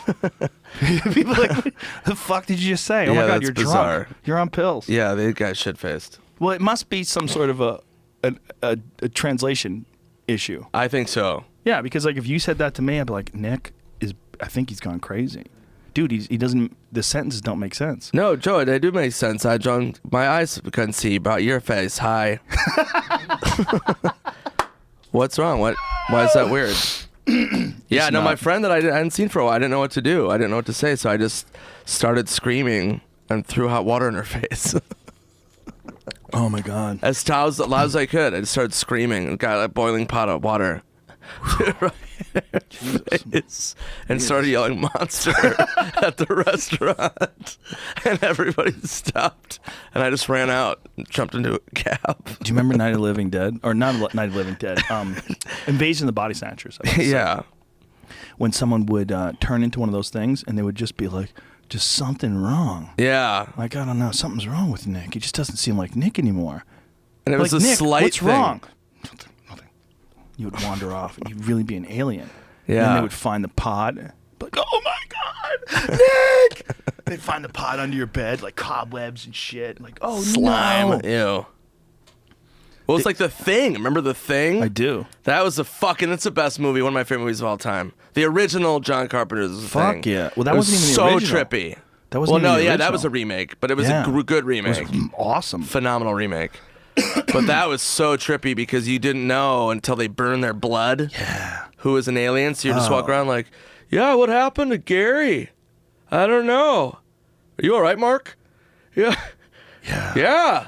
Just tired. Didn't it get the dog too? It became part of the dog. Yeah. Remember that? When they burned it, it They got the dog and it turned into a like dog too. And yeah. the person. Tentacles and shit. Remember when they're doing an operation on the guy? God. Remember when they're doing an operation on the guy and the chest opens up and becomes jaws and bites his arms off? Yeah. They're doing the what's it called? Yeah, the fibrillator. The fibrillator. Fibrillator. Defibrillator, is that what it is? And and his fucking Yes. fists go through. It turned into jaws and opened up and bit his arms off. Yeah, that's That movie insane. ruled. That movie's and it holds up, even though the effects are bizarre. It holds up. It still gives you like wicked anxiety. Dude, Kurt Russell in this movie is like one of my all-time favorite. Yeah, look at that. That's crazy. It opens up and bites that guy's... isn't that guy for Cheers? Was he in Cheers? He could be. Let's say If he he's was. not, he should be. Let's just say he was. Is this a scene from Cheers? Is this one of the lost episodes where they cut him off? Yeah, they're like, these guys are going crazy. They're like, Steve, you're cut off. Remember it turned into a big spider thing? Yeah, that was kind of weird. The head popped up legs and started running around like a spider. That movie was scary as fuck, man. Dude, how about the end? The end is the best. Don't spoiler alert. I know I won't. Spoiler. I didn't. Is that Rick Baker? Yeah, for sure. Yeah. It's Rick Baker. He's the special effects guy that did American Werewolf in London. He's fucking ledge. He passed away, Ledge. right? I do not think he did. I think he's still alive. Oh, sorry, Rick. I believe Rick Baker's still alive. I think he was just working on something that's going on right now. I forget what it was, but I feel like there's some new project that I just read something about. I forget what it. God damn it! Did you see the new version of the thing? They did a third version. I saw it. I thought it was good. I did not like it. How dare you? No, I just Thought it was good. I wanted to like it, but Okay. I thought it was bad. It's okay, bro. People get mad if you don't like things they like. Yeah. They're like, bro, maybe you suck. Maybe you suck. Yeah, they turn it on you. It's Yeah, like, they get mad at you. But also, I'm somebody where like I want to like shit. So like when people are like, "Oh, you're just a hater," it's like, no, I fucking go to a movie because I want to like it. If I watch something like I don't want to hate something, why would I go? Why would I make an effort to go to a movie to hate it? That's fucking retarded. I agree, dude. So I go and then I'm like, oh, I don't like this. And then people go, no, you don't. And I'm like, no, I don't. I didn't like it. It wasn't, I don't I'm know. on your side, bro. Thank you. Jesus, everyone's so touchy. Yeah, it's ridiculous. Did you see Life with Ryan Reynolds? I did see Live. Did you like it? I liked it. Did you like it, Jamie? I liked it. I put it on Twitter and I got attacked. People are like, you're a fucking idiot. That show sucked. That movie blew. It was stupid. It was cliche. Same old shit. It was a ripoff of Aliens. There's a lot of people that liked it, but it seemed like there was a good percentage of them that hated it. Well, I was like, here's the wow. thing. It's like that critique where people go, it's, they took this, and it's like, yeah, movies do borrow certain elements, and especially like Life had certain stuff that, devices that they used. Right. But it's still, you just have to go, okay, and then like sit back and just enjoy performances and enjoy what they made. It's a fucking really well shot movie. You know what it really highlighted to me? That television shows, like, it's contagious, bro. Now you're doing it. Yeah, thanks. Television shows like House of Cards and Game of Thrones, these serial shows, they've ruined movies. This is why. Because, like, to tell a story in 90 minutes, you're so limited. Yeah. You can only get it so invested in the character. There's only so many different plot twists you can have. Like, especially, like, this sort of a genre, right? Like, you take an alien life form, it gets on board the people and tries to kill them. Okay. How many times have we seen that? We've seen that a fucking 1,000 times in movies, right? Right. So you're going to run into a bunch of... and you got to jam it all into 90 minutes. Like, there's certain things that have to be, like, plot mechanisms. They have to take place. Like, the alien has to attack the first person. You're going to see it coming. There's going to be, like, a bunch of shit going on. Yeah, you have to adhere to certain cliche kind of devices. That's why Almost. people that like, do you like Prometheus? I did like Prometheus. I didn't love it. I like Prometheus. I didn't love it. And I like the new Alien. I didn't see the new Alien, but I heard it's awesome. It's But great. I'm waiting. I mean, I liked both of them, and I got a lot of shit for that. People are like, you're a fucking idiot. And I was like, easy, Grandma. Maybe you're hanging around with mean I'm just people. kidding. What? Is that a joke? No, it wasn't my grandma. No, but people. No, I do hang out with people that are critical, like director friends and shit. But Oh, directors are the worst to watch a movie with. yeah, they're pretty bad director people because they're so beyond critical. But like, I'm critical of comedies. Like when I go to comedies, I walk out of a lot of them because I'm like, You know what the worst is? What? If you're around actors that haven't made it. Actors that like barely work and they'll Super watch negative. something. Like, I don't even understand that choice. yeah, that's Whatever. that's really bad. Whatever happened to his career? You're like, that's Daniel Day-Lewis. Yeah, what's his middle name? Day. Yeah, his career really fell off after that movie. No. Somebody said that about the dude in Jurassic Park. I'm like, he's in fucking Jurassic Park. It's one of the biggest movies of all time. Everyone's career falls off after Jurassic Park, okay? It's no way to get bigger, you stupid fuck. Like, I'm sure the guy probably did a lot of movies after Jurassic fucking Park. Also, maybe he made enough money that he doesn't have to do movies anymore, you twat. Right. Yeah, he's cashing his fucking Jurassic dollars. And can I have my latte? I'm tired of this. I just hate his choice. His career totally dropped off. Did you say non-fat? Non-fat soy. Non-fat soy. Sugar-free, please. Yeah, it is funny. Like I'll do interviews for stuff, and they'll be like, "Yeah, man, I'm just looking over your stuff. Why did you do that movie?" And I'm like, "Cause my friend was in it, and he asked me to do it." Because I was hoping it wasn't going to suck. I'm like, I'm friends with people, and they're doing a project, and they're like, "Hey, you want to do this?" I'm like, "All right." I'm not gonna go, "No, fuck you, man." Doesn't always you're work my out. friend. Like, yeah, there's like other variables besides, Yeah, man. I was willing to do your assassin show. Exactly. Right? There it is, right there. You would do that for me saw because the you trust process. me. And exactly. yeah. I didn't even look into it. Yeah. And I could find out like halfway into the filming, Nick eats a pound of Adderall a day. A full pound of Adderall. They deliver it in pounds. He's just on Adderall. He doesn't even know he's making a movie. He just found out it's a movie. Thought he was in a dream about making a movie. He just found out he's actually making a movie. He thought he was at the theater. He hasn't slept in a year. There's 1 year, no sleep. This guy puts Adderall on his foot and then kicks it into Nick's mouth. I think if you didn't sleep for a long time, but you were still up moving, you would probably just start hallucinating, right? Isn't that what people say? I did. Right. This is a true story. I did a show in Tahoe. Riders on the Storm. Riders. I did a show in Tahoe, and I forgot to be hydrated, so I didn't get hydrated at all. And so I didn't drink any water.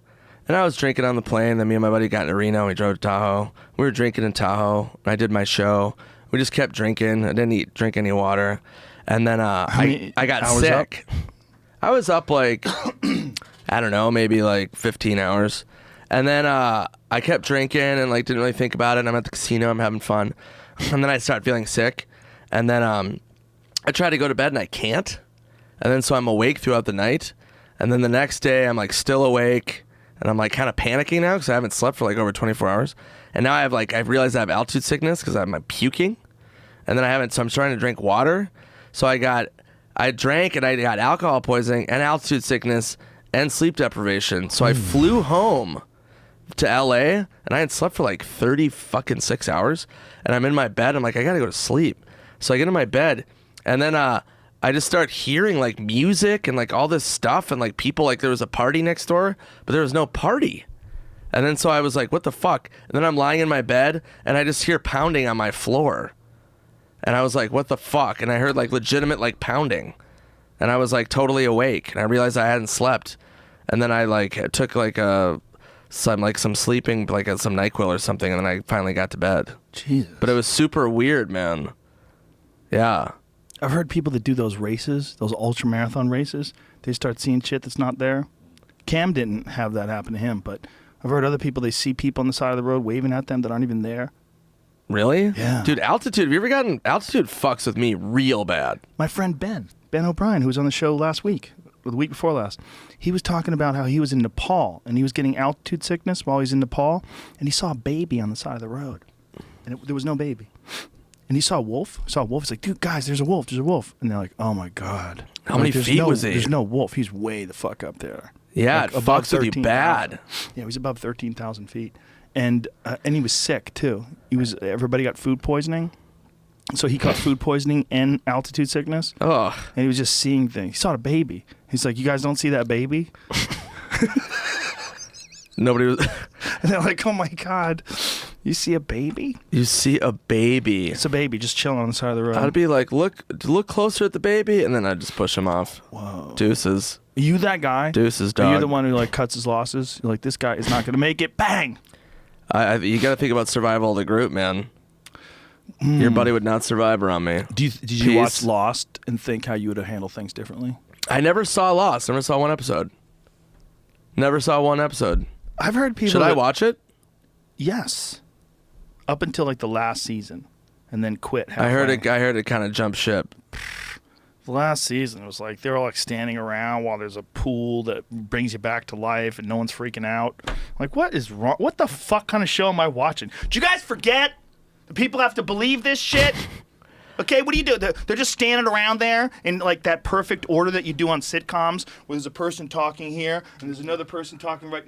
That never happens in real life. The perfect blocking. Yeah, perfect blocking. In real life, people look at each other. You fucking asshole. You're all standing around. No one's freaking out. There's a pond that brings people back to life, and you guys are just phoning it in. Fuck you. I think that's why I jumped ship on it, because I heard it just derailed super bad, and then I heard the writers didn't think it was going to go that long. And so they ran out of shit. That's what somebody told me. That they were like, yeah, we didn't think we weren't really ready. It's so good in the beginning, though. In the beginning, it's so good. It's such a good show. For the first, like, who knows how many seasons. I binge watched it. It was like 5 or 6, right? Yeah. Up until the last, like, season, it started to fall apart. Once he died, I think the show kind of fell apart. Spoiler alert. But Shh. It's that many people on the show. And our boy Dominic, who was on the show, has been on this podcast. That's my buddy Jorge Garcia. And then what happened to the dude Is that who was Michelle? like kind of overweight who won the lottery? And there's that girl from Lost. She was one of the girls in the Hobbit movie. yeah, Evangeline Lilly. Yeah, she was like a elf chick. Hot as fuck. She was elfin? And then so was Dominic Monaghan. Yeah, he was an elf too. She was hot. No. Dominic was something else. Wasn't he a hobbit? He was a hobbit. Yeah. One of my favorite moments, I was in an audition one time years ago, and the Lord of the Rings had just come out, and I had seen it. And we were auditioning for some shitty movie, and he was in the waiting room, and they came out, and they're like, we're running about 40 minutes behind. I was like, are you fucking kidding me? He was like, Jesus, man, what the hell? And I go, what are you doing here? And he goes, what do you mean? I go, you were just in Lord of the Rings. And he goes, yeah. And he goes, and I go, they shouldn't make you wait 40 minutes, dude. I would be fucking mad. And he was like, you're right. And I go, yeah, no shit. Damn. I go, fucking call your agent, man. You're a rabble You're rouser. fucking you're one of the rings of the Lord. Were you doing that just to kick him out of there so that you could get the part? No, I would have let him go in front of me. I'm a good guy. Wow. I was like, I would have been. I was like, dude, you're in the biggest movie in the world. Put that picture back up. I want to see something here. I forgot all these characters. Now I'm remembering them when I'm seeing this again. Remember the Middle Eastern guy? What's his name? Saeed? Yep. His name? He's a bad motherfucker. He's like DTF. He was the first Middle Eastern dude that got to fuck white chicks in a big time show, right? He had a hot white girlfriend, didn't he? Keith Urban is on it. No, that's not Keith Urban, bro. How dare you? And then there's that Korean guy who was in Hawaii Five-0, and they wound up leaving Hawaii Five-0. They were pissed off. They were saying that they don't get enough respect. Like the Asian actors weren't getting paid as much as the white actors. And Hawaii Five-0? Yeah, that was the complaint. I don't know if it's true. I don't know if I would complain if I was on a show in Hawaii. I'd be like, yeah, just you can pay me in fucking Doritos. I don't give a shit. Dude, I think after a while, you just get tired of everything you're doing. If you're doing somebody's show and it's in paradise, you get tired of being in paradise, I bet. Right? Don't they say people get island fever? Right. They move to, like, Oahu, and then after a while, they're like, I gotta get out of here! I can't do this! Well, Right? I guess. I don't know if I could. I would love to do that. That's a fever I would not mind getting. Do you see yourself living in Maui in the future? Yeah. My buddy Surfing? opened a bar there. Your buddy opened a bar in Maui? Yeah, and he said, I opened a bar. This is a true story. And I go, can I get a job? And he goes, what do you mean? I go, I don't know. Can I bartend? What if you're And he like was like, yeah. the house MC? I don't want to fucking be the house MC, man. Just have a microphone and start talking to people. Where are you from, Bob? That sounds horrible. That went from really paradisic. Is that a word? Yeah. To It like, is now. yeah, I don't want to be a fucking. I don't want a microphone. It would be nice to like bartend and be like, yeah, rum and coke. Okay, a couple Mai Tais over here. Just be like cocktail. You know what I mean? They can give you a sweet apartment above the bar, and you Yeah. just wake up with a pounding headache every day because you're just drinking yourself to death in Yeah. paradise. Fuck yeah. Sign me up, dude. Yeah, the sound of the water crashing into the bottom of the building. Hit some waves. There's like stone pylons that hold this bar up, and it's just partially elevated over the water. and you It's just- eat some lychee off the tree, fresh Yeah. lychee. It's really a contradiction. It's a conundrum because you're in paradise. It's the most beautiful place on earth. It's peaceful. You're relaxed. You've given away all your personal belongings. You're a pure minimalist now. What do you have? You have a few pairs of shorts, some flip-flops, and a microphone in case the microphone downstairs breaks, because that's what you do now. You go down and talk to people. We go down tonight. Nick, do you do stand-up anymore? Well, kind of do stand-up. I mean, I have a mic, but, they never know when I'm coming. I have a mic, so yeah, it's kind of whenever I want to do it immediately. You telling me you wouldn't go to a bar if you knew that every night Joey Diaz was going to take a microphone and just start walking through the crowd and talking shit? 100% I would do that. 100%. Yeah, but that's Joey Diaz. Like, I wouldn't be Right. good at that. You wouldn't be now, but you got to get better. Okay. Got to get better at being a bar guy. Bar MC. House MC. It's a skill, man, like anything else, like playing golf, like jerking off. You get better at it. Right. Doesn't make sense? It doesn't, but I think it does. No. Maybe you could just be like, you turn into a singer. Everybody's like, Nick, you should really tell jokes again. No, man, I'm just Jimmy Buffett songs. But I make them in my tone, in my voice though. So I'm like, diarrhea, and then have everybody clap. Yeah, you could have like funny songs. Yeah. Yeah, that's the move. All right, I'm on board. All right, I gotta go to dinner, Joe. Where you going? I'm going to some Do you have to leave right now? vegan place pretty soon. Yeah. You going to a vegan place? Dude, you're healthying up. What are you doing? I know. I'm trying to just kind of get back into shape. Yeah? So I'm getting back into the gym, and I've been pretty good with my diet. I'm getting kind of fascinated by diet. So I've been off dairy for 8 years. Whoa. And then I've been pretty much cutting out sugar. I have like dark chocolate if I really like start craving shit. Wow. But I'm trying to like really get my body. I'm like really fascinated by diet. It's my new fascination. Well, you find the difference, right? You eat healthy and then I you found feel a difference when I quit eating dairy, and it was some random dude at a juice bar who worked there, and I was always sick, and he was like, "Hey man, you're always sick, Swardson," and I go, "Yeah," and he was like, "Do you eat a lot of dairy?" And I go, "Yeah," and he goes, "Do this." He goes, "Quit eating dairy for 2 weeks, see how you feel." He's like, "Cold turkey," and I go, "Okay, fuck it." So I did, and I haven't been back in 8 years. Wow. My sleep, everything, my stomach, never got sick. Never got migraines. It changed everything. And then I got super fascinated by that. I still drank my tits off, you know what I mean? Have you ever tried raw milk? No. Apparently some people have an issue with homogenized and pasteurized milk, and they don't have it with raw milk. Or they don't have it with goat's milk, too. Especially raw goat's milk. I've heard about goat's milk. I just want to just bypass all of it. I do like almond milk and rice milk. Yeah. Well, it's an ethical thing to bypass, too, if you really stop and think about it, because there's something fucking creepy about mass-produced, like, handles yanking on titties. And these cows that are, like, kind of perpetually pregnant. Like, isn't that what they're the cows, like, they're constantly nursing, right? So they make them get knocked up in order to have the milk come out, right? The milk doesn't just come out. It comes out when they're nursing. It's a little weird. I don't know. Yeah, it's weird. It's fucking weird. But I want to try to fuck with going vegan for a little bit and just see how it is. So, I mean, how do you feel know, so far? How long you been doing it? 2 days. But I mean, for the most part, I don't really eat a lot of red meat. And I mean, I eat like chicken and fish, but I'm going to try to go vegan. I'm going to try to do it for like 2 weeks. You know, one way that you can get protein that's very ethical and you don't even have to think about it too much is scallops and mussels and things along those lines. When you eat, what the fuck are they called? Mollusks? Is that the word? Mollusk? Shellfish? Yeah. Shellfish is what I'm looking for. Shellfish in particular, like especially like clams and like Oysters? yeah, oysters and things along those lines.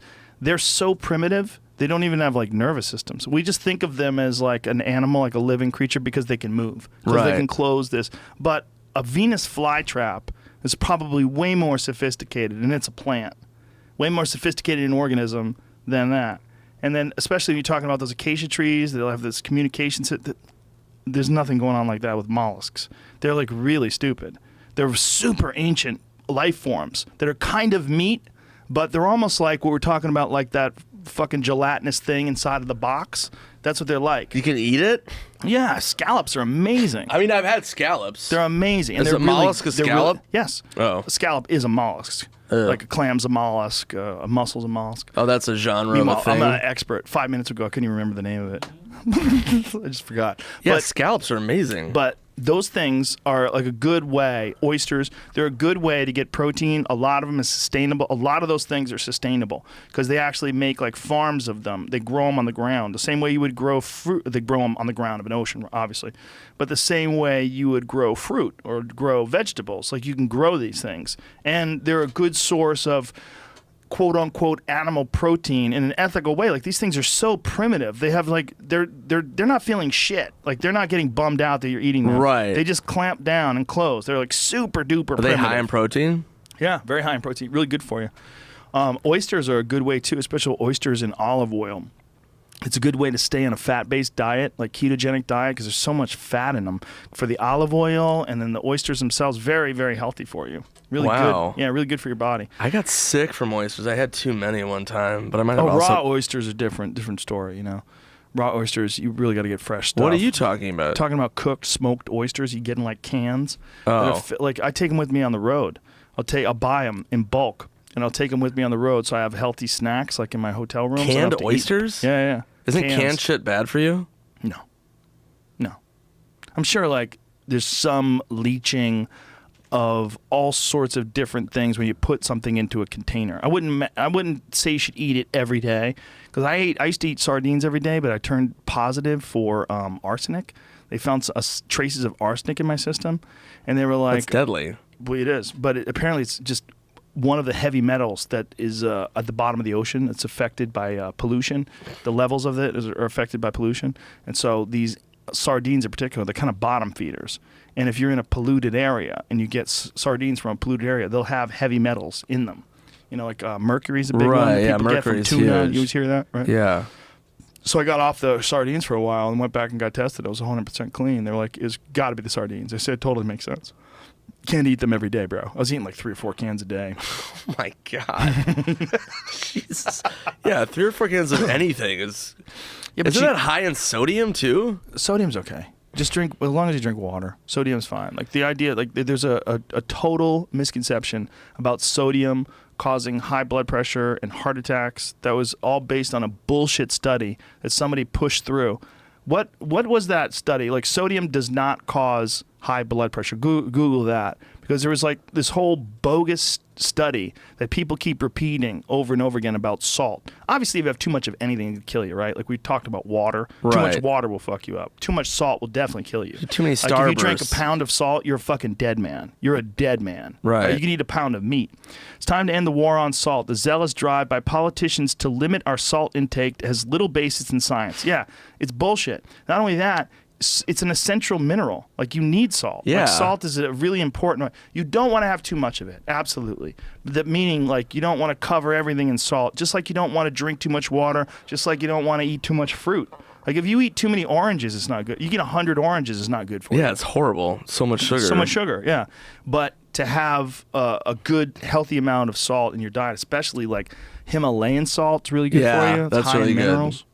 That shit's ancient. These things are like Himalayan salt. That salt crystal thing, that This little thing? lamp, that salt lamp. What if you yeah. ate that? See that one over there? That's lit. What if you ate that?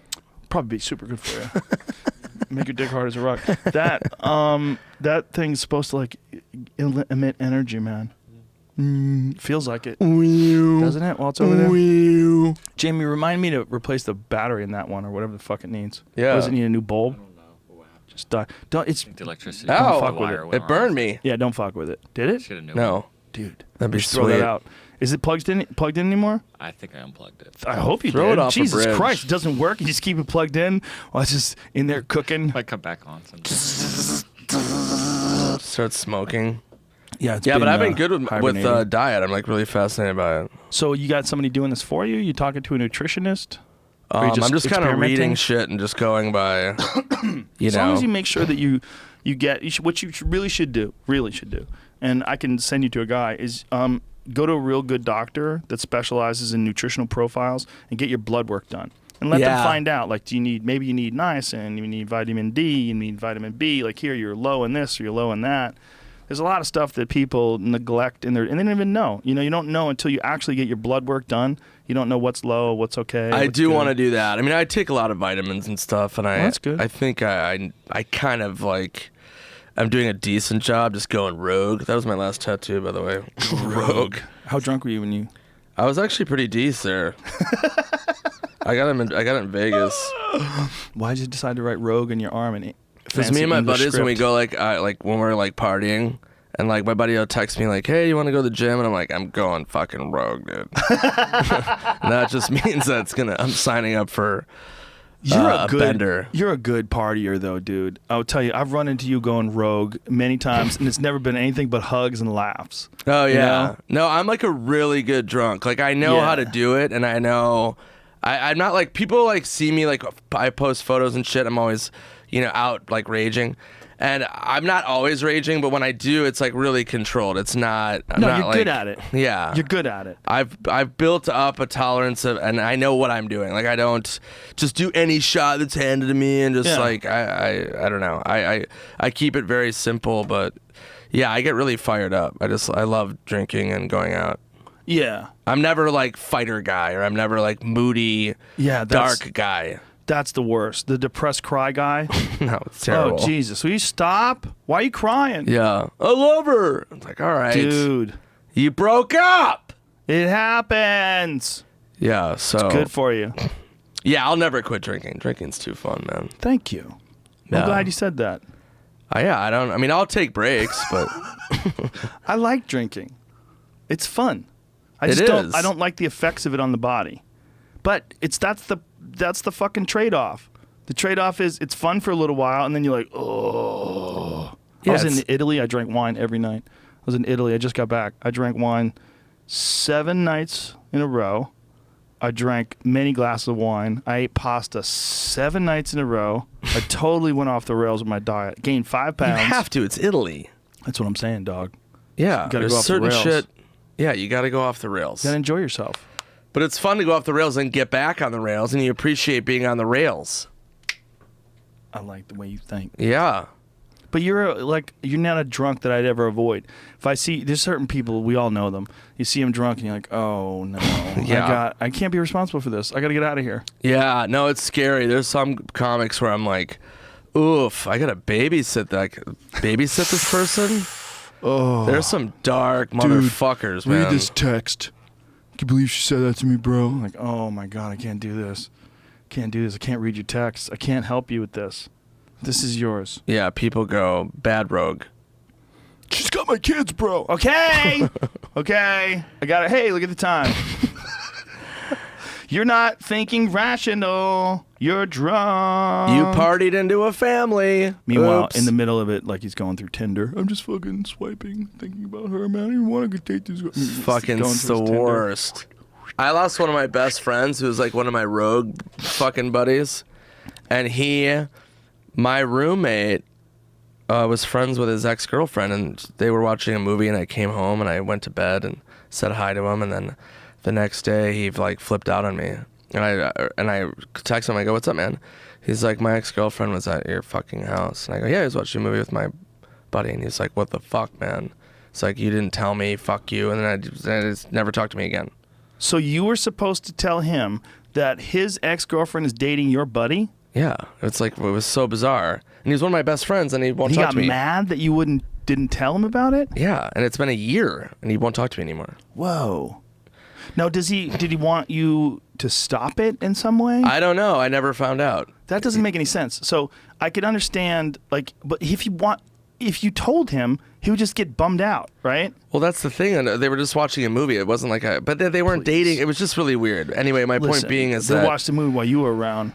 As soon as you got out of the room, there was a lot of sucking. But it's like bad rogue friend that just gets fucking. He just I just can't deal with drama. Like when I go out, I don't want drama, and nobody does. I think what we were talking about earlier, how chimps have this horrific behavior. I think there's some of that that's left over in people, and I think it comes out when you get involved in relationships and breakups. I think you see that angry chimp come out sometimes. Oh yeah, alcohol is one of those things. Obviously, it affects people. Not just even alcohol, So just different. jealousy too, though. Just jealousy as well. Yeah, but also, but jealousy fueled with alcohol is a disaster. I mean, look at people that are in jail right now because they got drunk and got jealous and pulled out a gun or pulled out a baseball bat and just went. And then add coke to that, and you get confident, drunk, jealous, confident, crazed, righteous. I'll show her. Like you're living in some stupid 2-dimensional movie.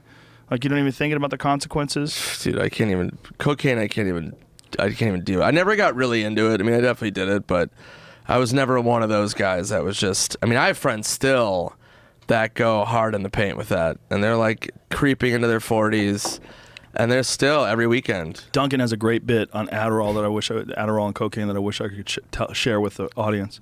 You'll have to go see him, Duncan Trussell, live in New York City. Love you, Duncan. Doing a lot of stand-up. He moved. He's happy there. I'm very upset. Does he like it? I was hoping he hated it. He's living in Brooklyn. He's like the king of Brooklyn. I can All see those him hipsters. liking Brooklyn. Yeah, they took him in. They gave him fresh hats. He's like, hey guys, thanks. Hey, you guys are sweeties. Oh my God, this is awesome. This is amazing. He did a recent podcast, folks, with Aubrey Marcus. It's amazing. It's really good. His live podcasts are incredible. Really good. Really? He's Check it got out. a fucking cult. Duncan's essentially running a cult. He would be the best cult leader. He has a house omer. He has a guy who's like the house ohm guy now. The guy did ohm and did ohm so good, and his name is like fucking Bobby something, like Shalamanga, some fucking ancient Indian, Swami Rick or something like that. And this guy does an ohm in front of his live audience, and it was so good. He's like, will you be the house ohm guy? Hey! Really? Yeah, that guy's a house ohm guy. Every time Duncan does a show, that guy's going to do ohms for him. Good Lord. He has a chant that he does. We've done it before, like in audiences. We started off a show with it once. It didn't work. It was a disaster. It was a terrible idea. We started off a show where we all got on stage and had the audience ohm, And then Duncan went and did stand-up. But they were so weirded out by the Ohm. They were like, what the fuck are you guys doing? It's so bizarre. We did it a couple of times. To like bless the show. I remember when I had my Check out skit. his Twitch channel too. Duncan does a Twitch stream every so often. What is he doing here? He was this is like James Corden dancing in some way, but he had a mask on and his girlfriend was holding a thing. Of course. It's pretty fun to watch. Yeah, he's out of his mind. Duncan wrote on my. He's got a vagina mask. Is that a vagina? Looks like a vagina. He's wearing a vagina mask. I had my show on Comedy Central Pretend Time. It was a sketch show, and it was like really aggressive and weird. So I was like, oh, Duncan, you got to write on it. So I brought Duncan on to write, and every sketch he would hand in, I was always like, all right, what the fuck is this going to be? And it was always so insane. He's like, No, like you're playing like a pussy and it like shits out like elves and like the elves like to juggle knives and then they like eat each other's asses. I was just like, Duncan, I would have to like adjust every sketch or try to find what is airable out of it. But I mean, there were like obviously moments of brilliance, but they were sometimes I was like, dude, what in the fuck is this? What in the fuck, indeed. Nick Swardson, don't change. I won't. You're beautiful. Thank you. So are you. And you play a good game of pool, sir. And your show is still available. People can see that. Typical Rick, me and Dirt Nasty. It's the guy who directed Grandma's Boy. You're at the Comedy Store all the time. Store in the Improv, yeah. You're touring all the time. Getting ready for my new next Netflix special coming out. Oh, shit. And when are you doing that? I don't know yet. I might be. I was gonna be next spring, but it might be sooner because the sets are coming together. But yeah, all my dates are posted on Real Nick Swardson Instagram and Nick Swardson Twitter and website. Do you have a website, or you just don't do that anymore? The website's coming up. We're developing it right now, so it'll be up soon. But I'll post on my social media, and then I got a bunch of dates up until Christmas. So awesome. Yeah. Well, if you haven't seen Nick live, it's fucking hilarious. Thanks, dude. And this was a lot of fun, man. Yeah, How brother. come I love we you, haven't done man. this in like 6 years? It's crazy. I know, it's fucking nuts. We see each other all the time. We did a podcast 6 years ago. Well, we did it. Let's at do it the more old place. often. We'll do it more often. I'm And we're in, going to do the dude. Laser Blast companion. I'm for right? sure down for that. That's going to happen. So we'll do that as soon as we set up the new studio, which should be within the next month or so. All right. Thanks, everybody. See you Cheers. tomorrow with Dorian Yates, former multiple-time Mr. Olympia, motherfuckers. Mr. Olympian?